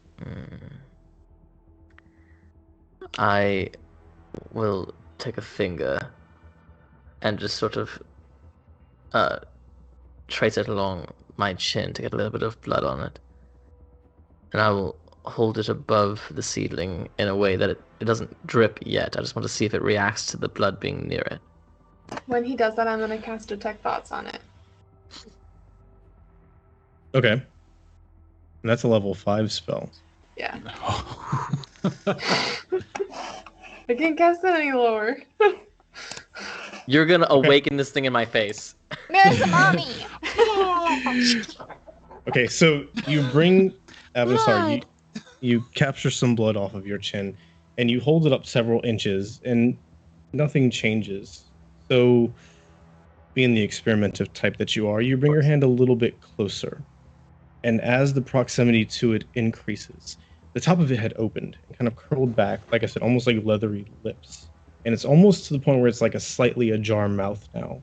And as it gets closer and closer, those lips kind of wave as though trying to reach the blood on your fingertips. I'm telling you. As you're doing this, you feel this shock of arcane energy ripple through your hand, and the seedling glows brightly. And then the white light inside bursts forth and extinguishes as the leather opens and cracks all the way, and then falls apart, leaving this palm-sized abomination in your hand. It almost looks as though it should be like a toddler version of a halfling and a fey elf mixed, but its arms are kind of fused to its side, except for its hands, which are kind of coming out of its waist with log-pointed fingers that are clawed on the end. Its legs are fused together and kind of stubby, so it's like this thick tail, and it has no neck. The jaw is seated inside the shoulders as it wrenches its head back, It has no eyes. It has an open orifice for a nose and an abnormally large mouth with sharp rows of teeth that is now writhing in your hand. Blood soaking out of its skin onto your hand and dripping into the snow beneath. Oh, What that's the not fuck correct. is that? Is that what that's supposed to look like? That's not what they look like. That's not what they look like. That's not Drop what it, they look drop like. it, drop it, drop it, drop it, drop it. I keep it in one hand, but I raise my sword up high, the electricity sparking along it. That's not what they look like. I'm so sorry. They have like 3 eyes. They're very Wait, did it cute, have they any long thoughts when I ears. detected thoughts or no? There was no thoughts. It absorbed the magic and split Okay, open. I just wanted to make sure. It's not what it looks like. Yeah, that looks. I will not be that one's mother. I'm sorry. It looks like something I'm going to kill. Points at it. Forefinger, pinky. A little orange bead starts to form between my fingers, and I'm No. ready. I'm just like charging up a fireball, like I'm ready. Honestly, this thing's so small, we could just punt it. I mean, do I cast Bigby's foot and just see what we can do? I don't know what to do with it because that's not what it's supposed to look like. But now I can feel kind of bad about killing it. But I don't know what it's supposed to. Hi. You said the legs are fused, right? I can't walk. I'm gonna drop it on the ground. Okay. It, with a very soft, pillowy, suppressive sound, it falls into the snow, and now it's writhing and worming. The blood that is coming out of its body, soaking into the snow around it. There's rapidly this crimson spot of snow as it writhes and slowly worms its way into the snow and disappears. What? Why'd you drop Wait, it? just gone. Just drop it. You're the only one that can touch it. Oh wait, it disappears? As in, like it burrows, It burrows into the snow. Okay, I'm- well, I Excuse think that's. me. reach a I hand think into the that's red done. spot. I think that's done. I think we should go. I think Is we that Follow should. it, follow is it. That was is this the thing that is manipulating the Ents? Wait, can you say No, you're if allowed this is to follow it? I think I whatever. don't think it can go underground. Well, no, I think if there's anything that's manipulating the ends, it probably got to this thing too if it's in this area because that's not what they look like. I've met them before. They're really cute. They got Okay. short little legs. They're fat. I'm going to cast telekinesis, and I'm going to reach into the hole, pull it back out, and try to pull it up into midair. I'm assuming since it's hashed now, it probably won't be sucking the magical essence out of things. Okay, so I heard Avanessar shoves his hand in. We got Yeah. telekinesis going in after it. A lot of people were talking. Is anybody else doing Okay. anything, or is that all that's I happening? did want to clarify. Does it look like it's burrowed like a couple feet under, or is it starting to burrow? It hit the top and went in a little bit from the weight. The blood soaked into the snow around it, and then, like a worm, it got a burst of energy and then burrowed into the snow, and just you lost sight of it. Okay. Is there like an open hole? Is it just There like is soft There and is. dirt? Mhm. Okay. open hole. It's snow. It's in the snow as far as you can tell. You lost sight of it. Okay. Which one of us gets it? So you're sticking your hand in. Oh. Do you need to see what you're trying to target with telekinesis? Let's find out. I'm learning these spells too, because that matters. If we get it, can we name it Larry? Can we name it Larry, guys? That you can see. You're right. Okay. So you quickly try to shove it the last location, but as you get there, you don't know how to guide it any further, and you keep your concentration up for a moment, but you can't get it. Meanwhile, this is going to be, you're shoving your hand blindly in the snow and kind of furrowing around. So this is going to be a flat D20. I'll give it to you if you roll higher than a 15. It's a tough roll. It's a tough crowd. That was a 9. So your hand hits now warm snow up to your elbow in this blood-soaked snow, and you rapidly reach around and try to find this entity. Either it is very fast or you're really unlucky, but after a few seconds of trying and the snow completely disturbed, you can't grab it. Can I just use telekinesis to just spread the snow as much as possible and start digging and start uprooting the ground to try to get back to this thing? Like I can do 1,000 pounds of force in an instant. Like You can lift 1,000 pounds of snow. I'll give that to you. And we'll talk about telekinesis later, because honestly, I haven't put that much thought into it. cool, wanna I'll do that? and I'll just boom, throw it to the side, boom, throw it to the side, boom, throw it to the Yeah, side. sure. I'm just I- digging up clumps of dirt to try to I get think this that thing. we're drawing more attention to ourselves than is absolutely necessary right now. Is When we're in a that forest what full we're of things that doing? can kill us. I think that we need to let this baby be a worm and Carry Avanessar on. looks at you with one completely blood-soaked glove of a hand. I don't look at him. So the snow starts flying as Brom uses telekinesis to rapidly try and search for this worm. As he does so, snow's flying, pieces of body parts are flying, red blood-soaked mud is getting scattered all over the place. Thing? And after 2 or 3 seconds, in a large clump of snow that falls on the ground before him, this writhing worm is on top and then quickly tries to burrow back into the snow. I cast Mage Hand to grab it. He just goes right up. He is now floating. He's floating. You got it. Blood dripping down, soaking the snow beneath it. I've got him for 10 minutes. I have my sword in my 10 hand, minutes and I'm playtime. squaring up like a Major League batter. Okay, are we going? Okay, you got it. You got it. I've got it. but Strap it down and assuming let's move. Nothing happens. It's floating. I'm- You've got it. I'm leaving this up to you. I don't know Hello? if we should. They don't speak. They didn't speak. It's okay. It's baby. You call out to it. You don't get any intelligent response. It does respond to kind of like the seedling did. The sound seems to kind of make it worm and writhe. Whether excitement, agony, you're not sure. It responds to the sound. You don't get an intelligent response. Okay.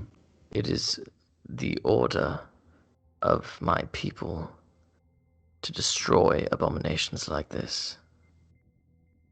Right. Okay, but if Do we we think this- kill it, do we think it will do something else and evolve?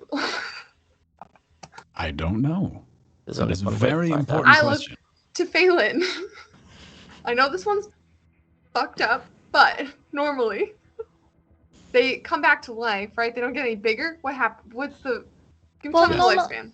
Well, Tell us normally, if they die, right? They turn into the seed and then come back again, right, Joey? Mm-hmm. Yeah. So Okay. if they die normally, if they die, they go into like some sort of hibernation for a little bit, and then they come back again. And but they don't look like this one. They have like little short legs. They're really fat. They're cute. They have really long ears. They have 3 eyeballs. Could this But one we're be saying cursed? if we, That's what I it think. I definitely think is. that I think because that one probably died here, and when it started its rebirth, whatever is cursing this area, that's the only thing I can think of, is whatever is cursing this area affected this when it was coming back. That's the only Okay. thing I can think of as to why it would look like that, because So they we don't need normally to- look like that. So, So we if need we to kill it, and then we just take it in someone's backpack, we just deal with it later when it becomes a seed and all that shit. Hopefully, it's a normal seed next time. But see, I don't know if it needs to live like a fuller life cycle to come back. I guess we'll find out. I because have this no kit idea. Cannot be released into the world. I mean, I agree. I don't want it to So be do released back I- into the world. Do I kill this thing? Can I?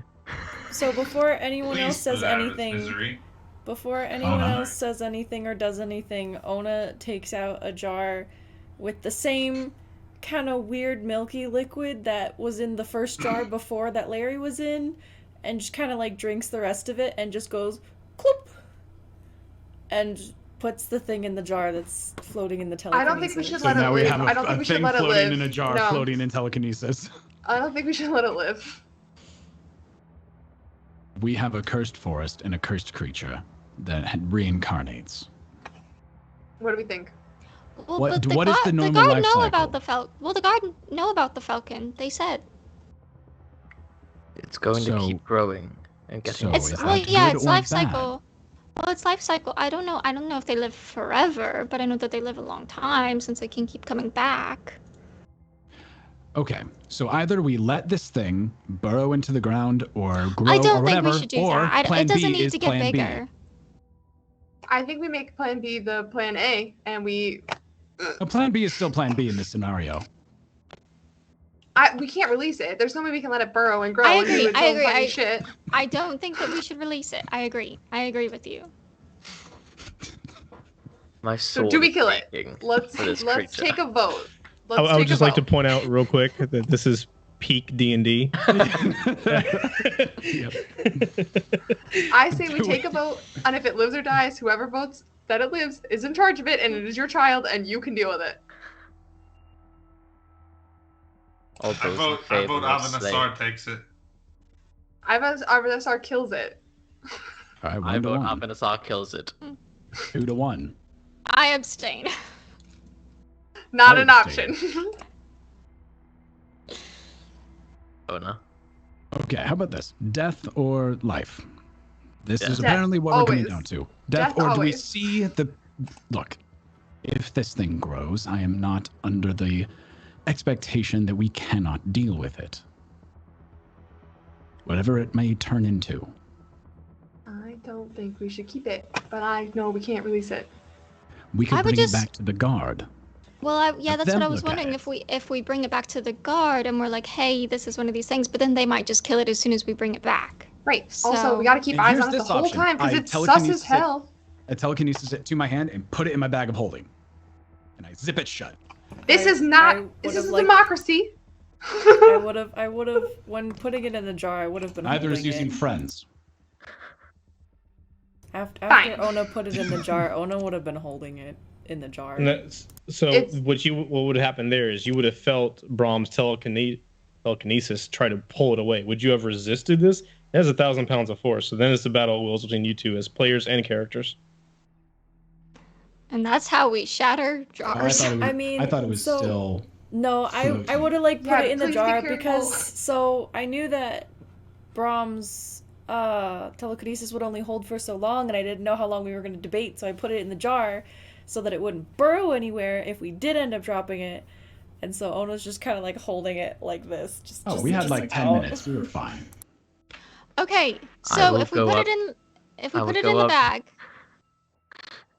I'm going It's to in the go bag. up to Brom and say, if you give me that jar, Mm-hmm. I will show you what is under this mask. Oh shit! Do it, dude. So Dude, you're we all want to asking know. me... Is that You flirting? can draw it for us after. this is I'll their show you origin mine if love you show me story. yours. I do believe that the best course of action is to take this back with us to see if anyone else knows anything. Because obviously we are not the best people to be making judgments in the middle of the dark woods at night, knowing that we are going to be fighting a thing and being on edge, as it were. We were ready to kill this thing before we even saw what it was. So I feel like our aggression ready might have to been a kill it. little fast. We were on edge. We are associating this thing with something dark and terrible. It might have survived the dark and terrible. So I feel like we owe it to a life to try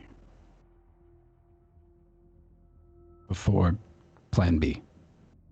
But you could see what's under his face. You could see his face, bro.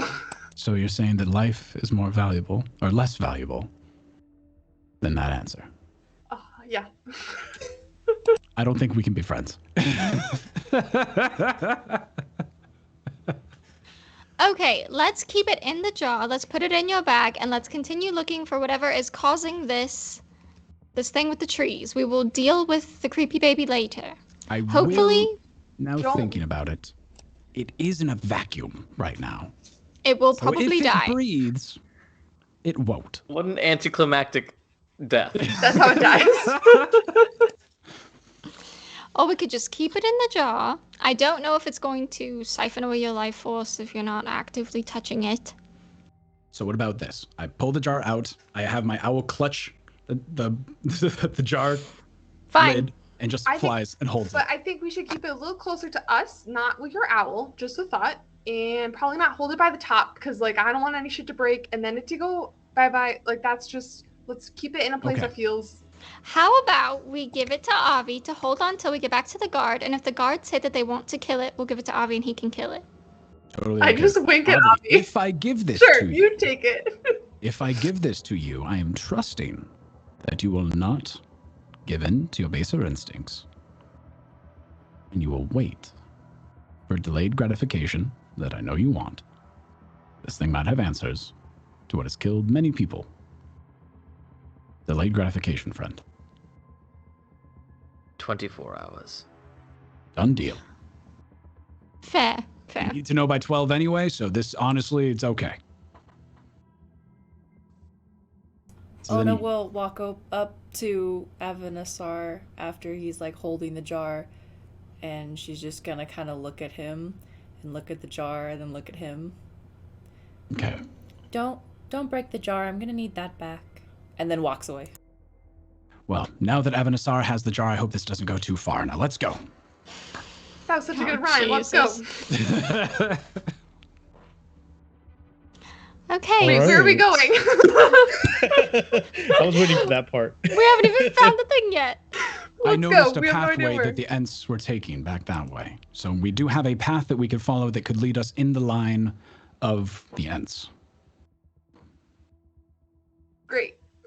Then let Are us we follow. searching for Ents? Because where we find Ents, we will find the reason as to their corruption, in my mind. I assume that's what we're looking for. Anything that seems suspicious? I'm going to Great. take one last look around this battlefield to see if I can find any source of corruption here. Okay. So like a quick glance, or you're gonna like be kind of thorough. No, I'll be thorough. I'll do one full radius around, one full circumference, I guess.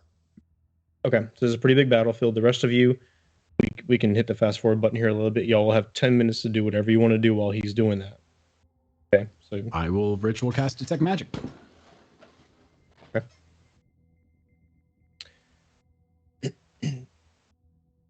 What? I'm getting faces. What's going on? no, it's just it's when We I just go all from have magic them. items, so it'll be very interesting when you cast detect magic and it's just like bing, bing, bing, bing, bing, and it's just us. This is a rave. Okay, so give we me can an get to everything investigation check else's- Yeah, okay. for you, and then Brom, when you finish casting detect magic and you glance around, there's this subtle blanket of transmutation magic that seems to be kind of residually suffusing the area, and it's a little bit brighter, a little bit thicker around the Thistle Furies. Okay. Does it seem to be pulsing out from any specific area? Or is it just kind of there and stagnant? It's kind of like each Thistle Fury is a little bit of a hot spot, and Okay. the energy is dissipating. From them. Okay. That was a dirty 20 investigation. Okay. Give me one here.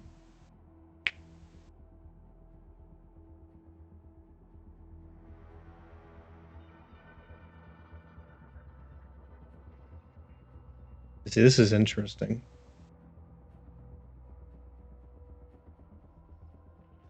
Why is it interesting, DM? Tell us more. Give me a nature check.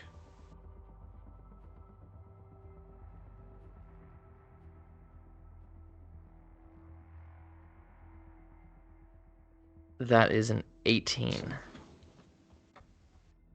Okay. Here and there, paying much closer attention to the dead Thistle Furies scattered throughout.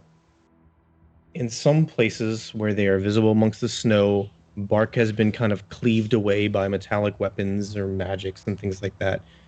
You see on the thick tree kind of flesh beneath the bark on several of them. There are various carvings in Foughren. You recognize some of these. Something in your past, your previous studies, etc. You recognize words, scripts, almost like descriptive text, is the best way to put it, from a manuscript known as Nature's Dance. Nature's Dance by an individual known as Dagny Baral. This book, you're aware of, primarily deals with the kind of naturally enchanted, innate nature of the Feywild.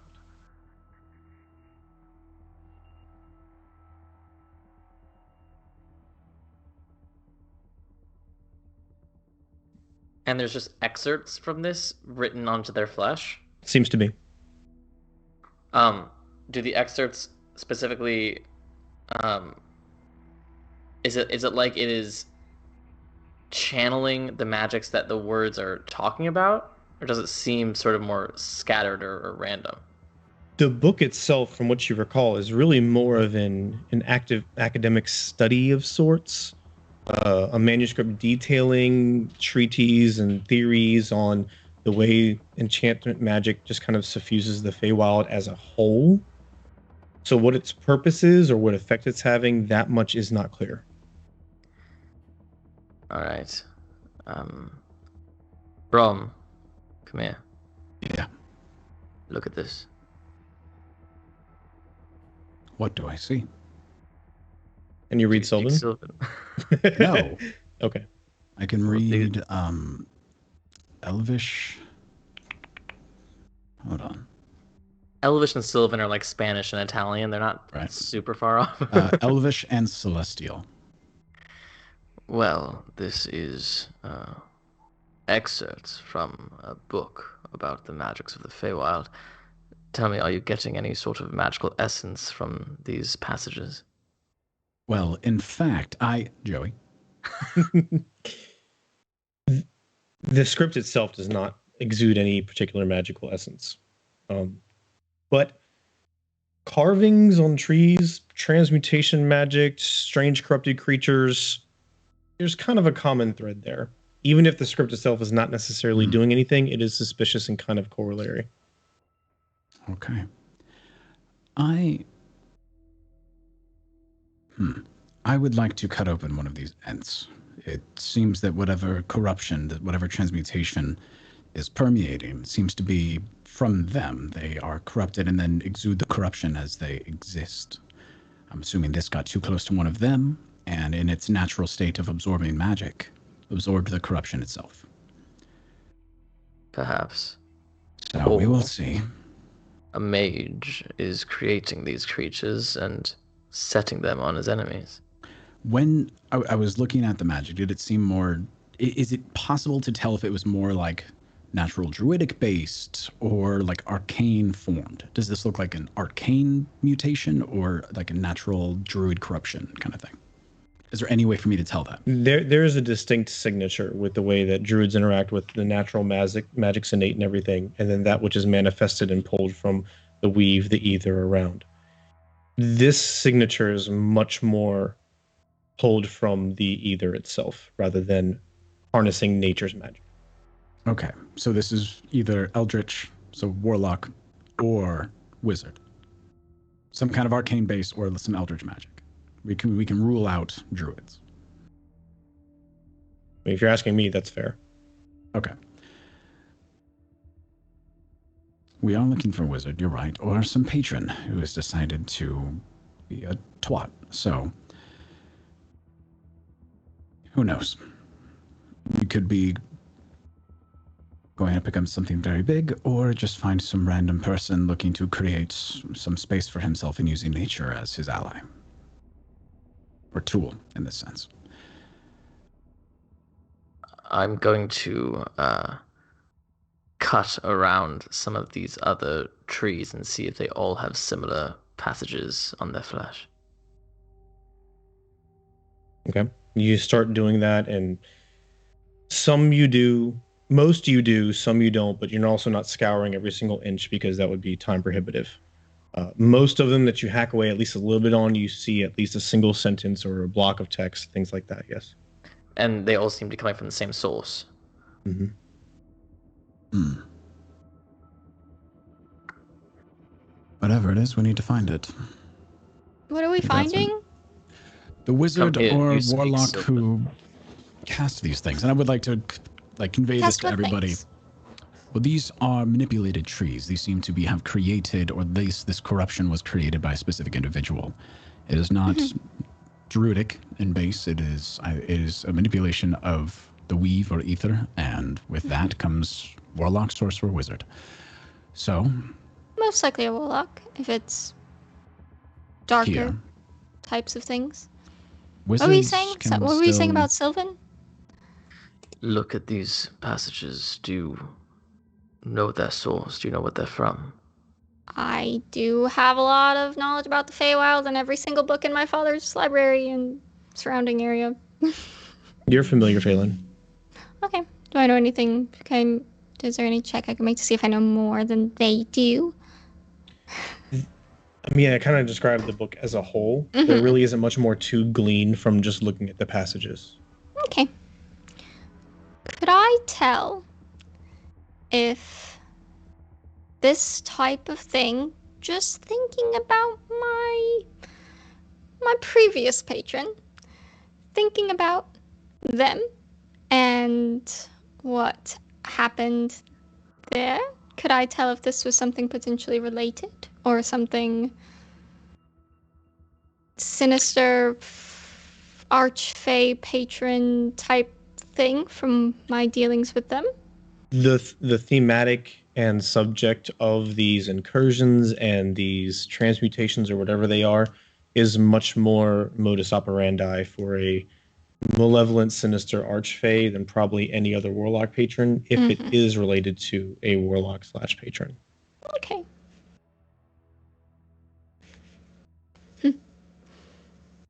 Have I read the book before? The one that's carved on the thing? Would I have read it? At least once enough to recognize it. Okay. Wait, do we know the theme of the book? Do you guys know what this is or no? It's a book of the Feywild. Got it. So it seems like someone is, what would you say, like making a joke of the Feywild? Using the magic of the Feywild to turn these things into evil versions of themselves and terrorize the mortal. Perhaps, but I have done my fair share of research into other planes, and from what I know, it seems the Feywild is essentially split in two, with bright Fey and dark Fey. There is a manipulative, darker energy to some creatures of the plane. Perhaps this mage, or this patron, or whoever it is turning some of those good Fey into the dark Fey. For reasons unknown. Yeah. Well, I know there's something going on in the Feywild right now. I haven't been able to put my finger on what it is, but maybe this is connected. Well, that feels a little bit bigger than what we were trying to do right now, so I'm not really sure what our next steps are. I think the Well, next step is to follow these things, find Yeah, their origin point. I was gonna say it's probably best for us to maybe take some of these bark carvings with us to show in case we don't find anything else, and then see if we can find maybe a source of wherever these carvings are coming from. Either they're occurring due to some magic or someone is sitting there hand carving these things into these trees and sending them out. Yeah, I think collecting some would be a good idea. The only problem is that if the magic is already fading... Yeah, but it's worth a shot. Captain also said Muted. that it's not. Captain also said that he wouldn't move off of non-facts. So we have to have it's- hard Okay. Yes, and I don't think these pieces of this ent is enough to prove anything. It'll be worthless. I will slice off a bit of a passage on one of the trees and put it in the jar with the creature and seal it back up. I'll keep our evidence safe with Tior Ambari here. What? I've named it. No, it's name and Larry. That's very Name's rude the of thing you. that you want to You kill. kill my the thing brother that you have and you killed. name him after a worm. It's also too soon. Like, it's too soon. You just told us. Like, let's pick a different was- name. 12 years ago. Or you? Okay, some of us just found out. Yeah, it's a little close and touchy. Maybe we just name it something else. Fay'lnn's gonna kill you in your sleep. Honestly. You don't know what you can do. You killed my brother. We are You full don't of know good ideas you and can do. plans. His name is Larry, and we will love him. Wanted to hear me Except we joke. hate him. I'm sorry, what was that about choking? Joke. We were this kind of group. Okay. Ha ha. Okay, all fun times aside, shall we... Let's carry on, my Yes. wayward son. And just so I'm clear, we are going in the direction of further into the woods, going to find what did this, talk to it, capture it, kill it, whatever, and heading back. Correct? Yes. Okay, I just want to make sure. Okay. Okay. Unless Let's go. we're walking into like a patron. Right. maybe not That's what kill it. I was gonna say. That- yes. Let's go nicely. Let's go cautiously and briskly Because into that after great the night. patron interactions that we've had, I don't want to speak to another one.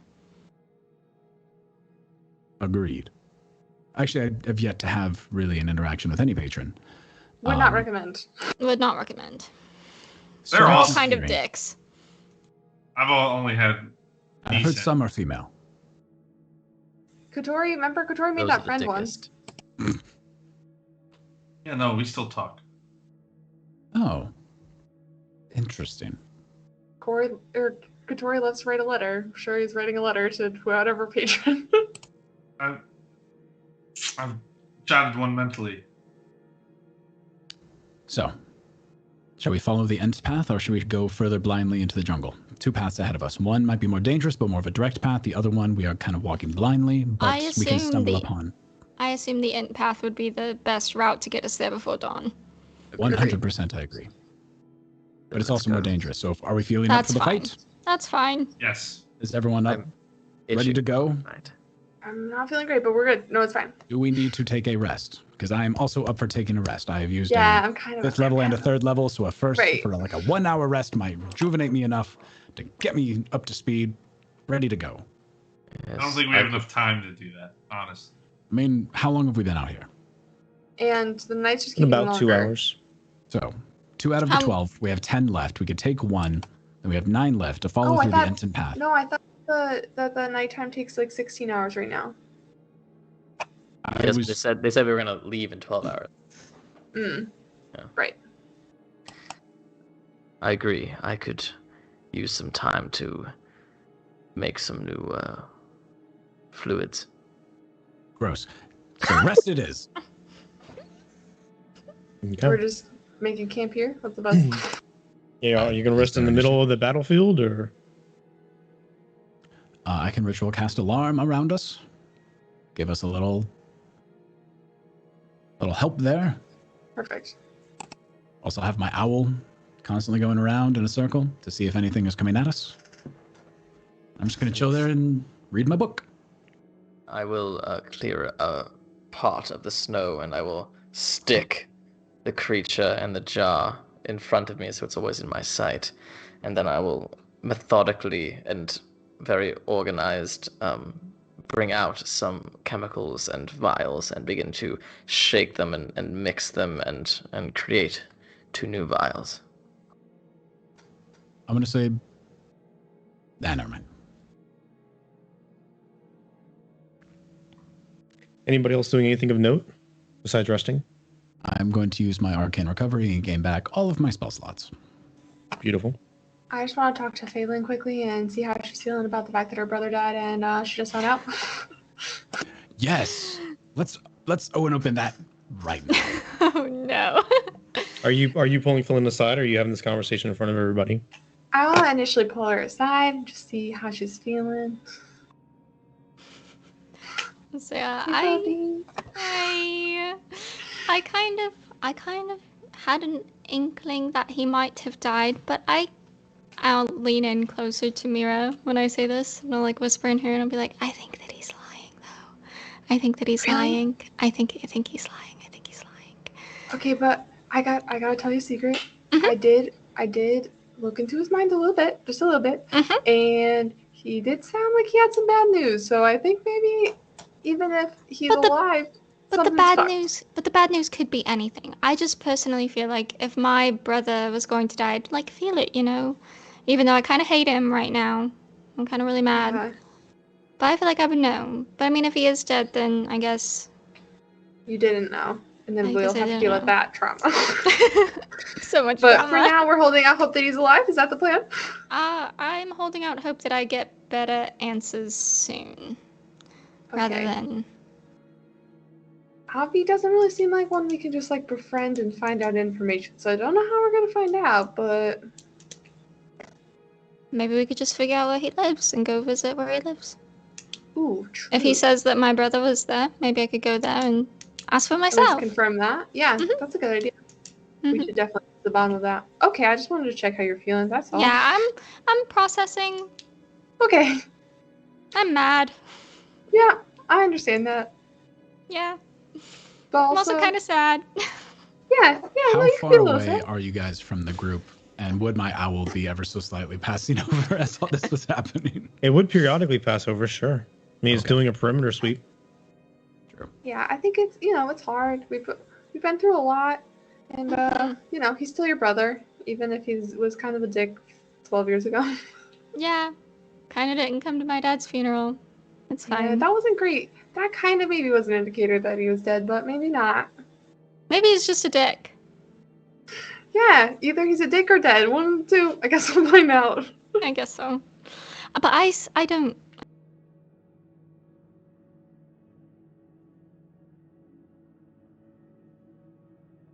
That they had killed your brother, that they would have, I don't know, maybe done a little better. Maybe done something Well, we didn't ask different. him if Tior was dead. We just said, "Why are you here for Tior?" And so, like, he Which could is have why I made think up it's a lie. It would make more sense.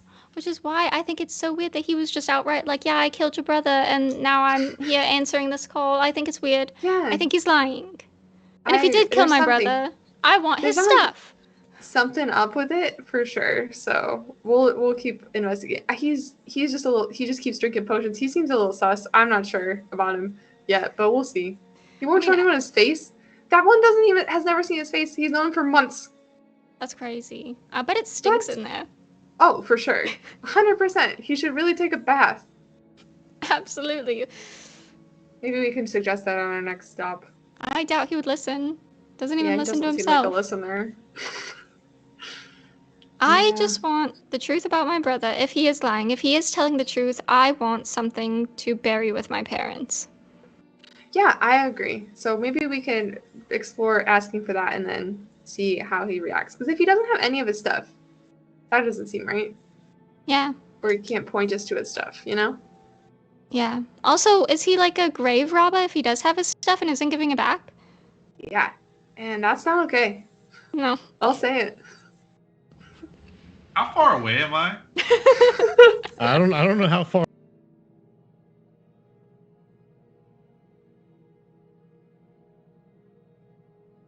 Girls talk, you know? Seems to be a very Evil one-on-one besties. conversation. No, I got it. And I'm not saying I would be right next to you, Yeah. but I am saying if you're not far away, I can probably hear everything. That's fine.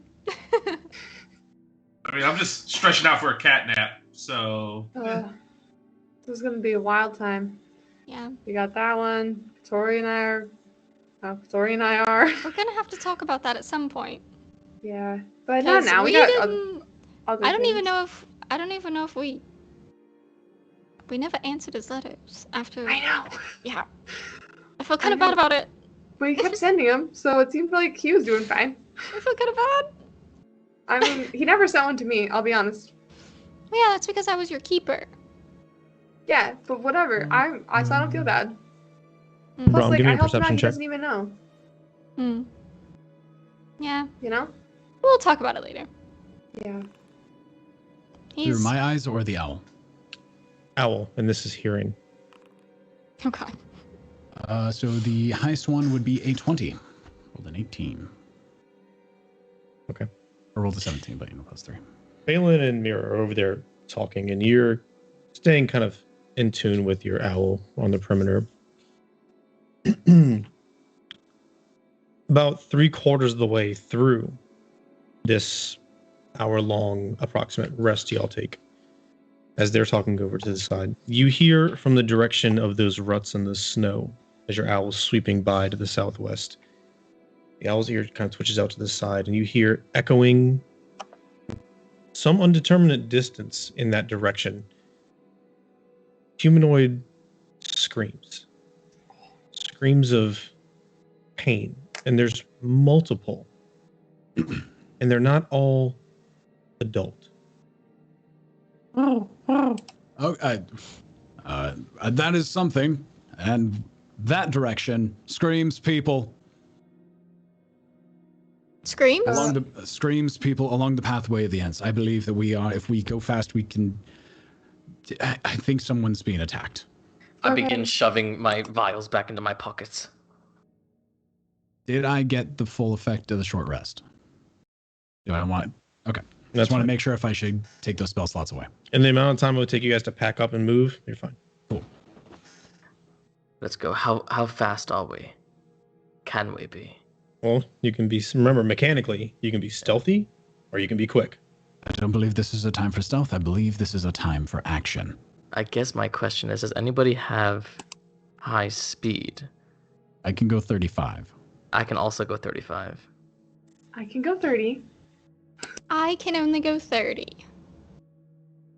We'll just chit chat behind them, finish up our Or- conversation. And we can do this. Dread Mammoth. I can go 120. Oh. So you can get go up there, once. you let us know what You can do happens. that once.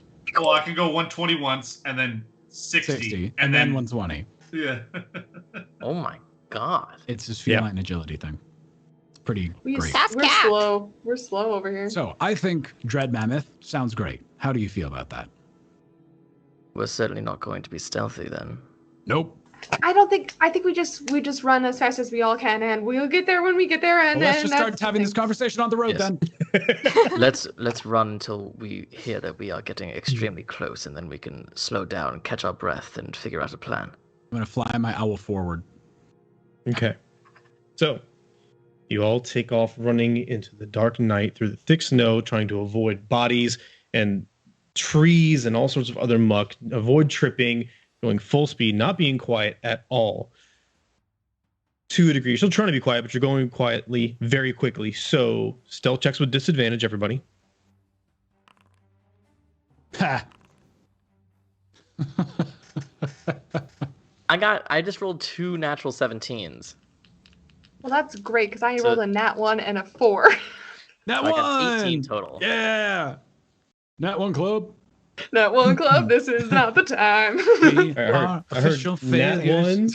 ones, 2 nat ones. What else Wait, we got? if I use my Patronic Inspiration, can I get mine higher? Is that a thing? You can definitely use your Patronic Inspiration for this. I'll use my. And there's I rolled and, a 2. and there's a minimum bonus for Patronic Inspiration. So I rolled I'm a pretty 1, sure a there was 2, a bunch and of a 4. $10 ones, so you guys are gonna have a max of +5 no matter what. So you roll one, and then I roll the other, Okay. and you Well, I apply just- your modifier. So this is I- your stealth check. Okay. I rolled a 17. I rolled a 2. Patronic Inspiration kind of beats the normal rules of advantage. So I rolled a 17 +5, Plus that's 2. 22. Oh, Plus great. 2 is 24. We stealthy as hell. All right, Okay. do me. You're gonna do Patronic Inspiration as well? I mean, I have to use it, right? All right. I rolled a 2. What did you roll? Well, do I have disadvantage still or not? You do have disadvantage. So I rolled twice, and then Mm-hmm. What'd you get? I got a 6. You got a 6. So +5 minimum. That's with your modifier, right? +6 is with your modifier, right? No, a 20 is my modifier. Wait, what? You have 14 to my stealth. okay. Well, then you have a 20. Then you have a 25. Okay. How so- in the hell do you have a plus so we- 20? Bards. Just We get- bards. We got a Bards are 22. skill We got a hounds. 25. What else do we have? A 1. Okay, because you didn't 18. have Patronic Inspiration. Because everyone hates 18 me. from Avanessar. Okay. Fay'lnn. I got a 15. And you two, that's with disadvantage, right? I rolled 2 17s. I believe you. I'm just making sure. Onah? You got a 5? Okay, so you're going to stay with your 5? Just making sure. Okay, so a lot of Patronic Inspiration flying around, which is amazing. All right, so 2021, 18. What did you say, Fay'lnn? Sorry, trying to balance them all in my head. 15. Okay, cool. All right, so dashing through the up and down of the hills. I was trying not to say dashing through the snow. Through the snow's kicking. The wind is biting your face, and you are getting closer and closer. And now, after about a minute or two of running in that direction, you can all hear the sound of the screams echoing. There are less voices now than there were, Brom. You're running for another 3-4 minutes. The screams are getting louder.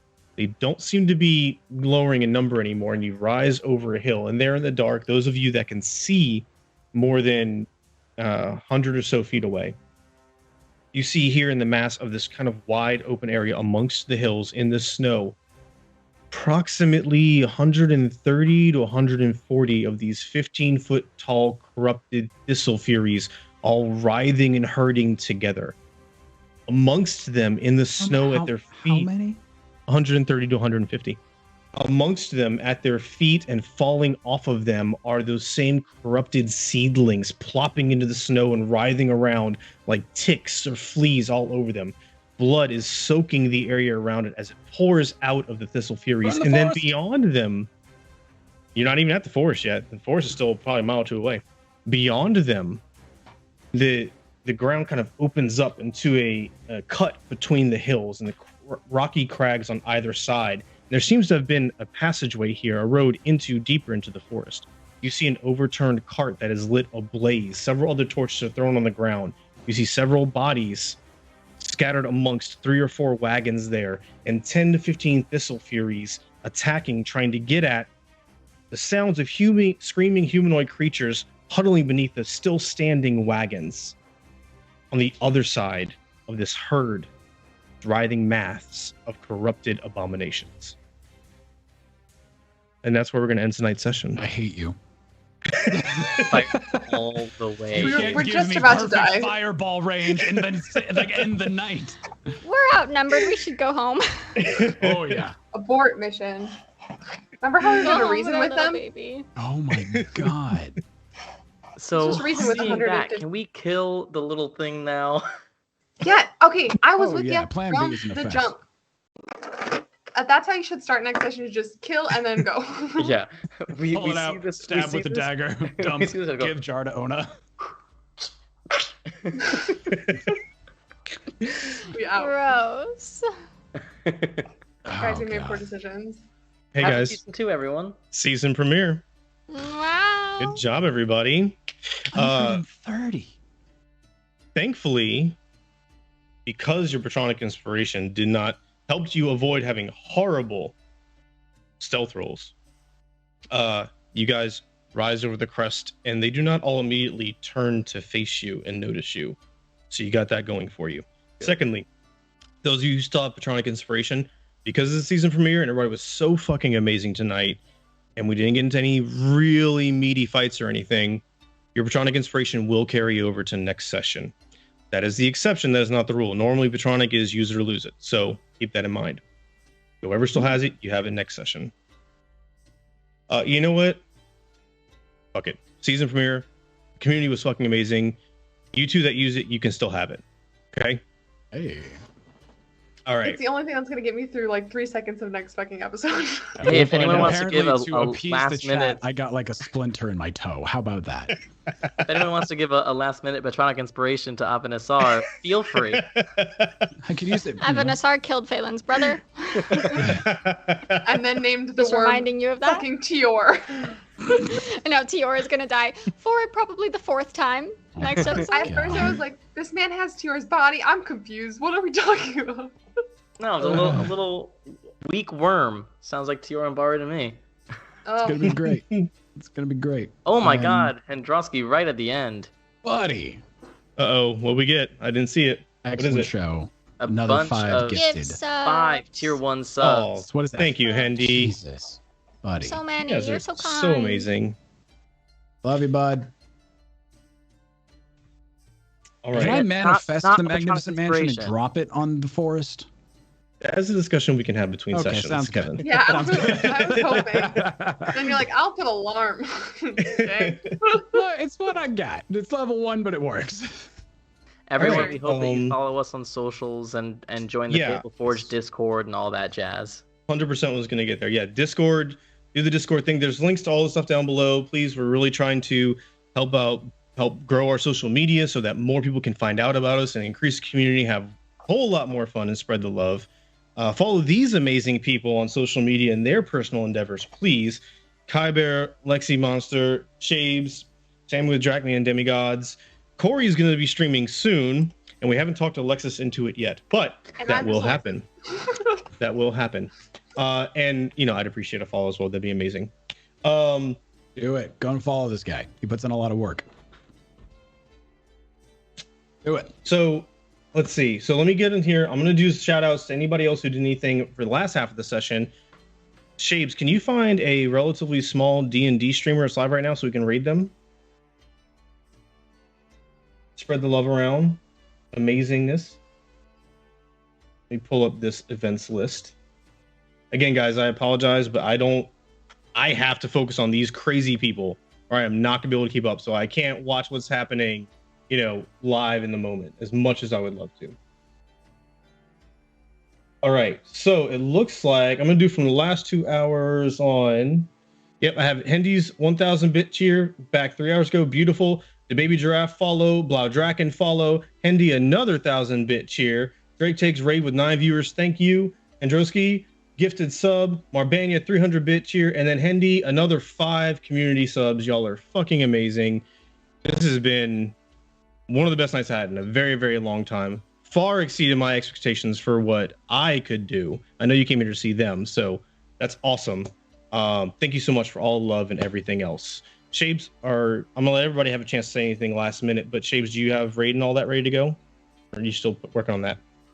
Okay, so players, any final words for the season premiere ending besides catch us next Tuesday at 7 p.m. Central right here for episode 2?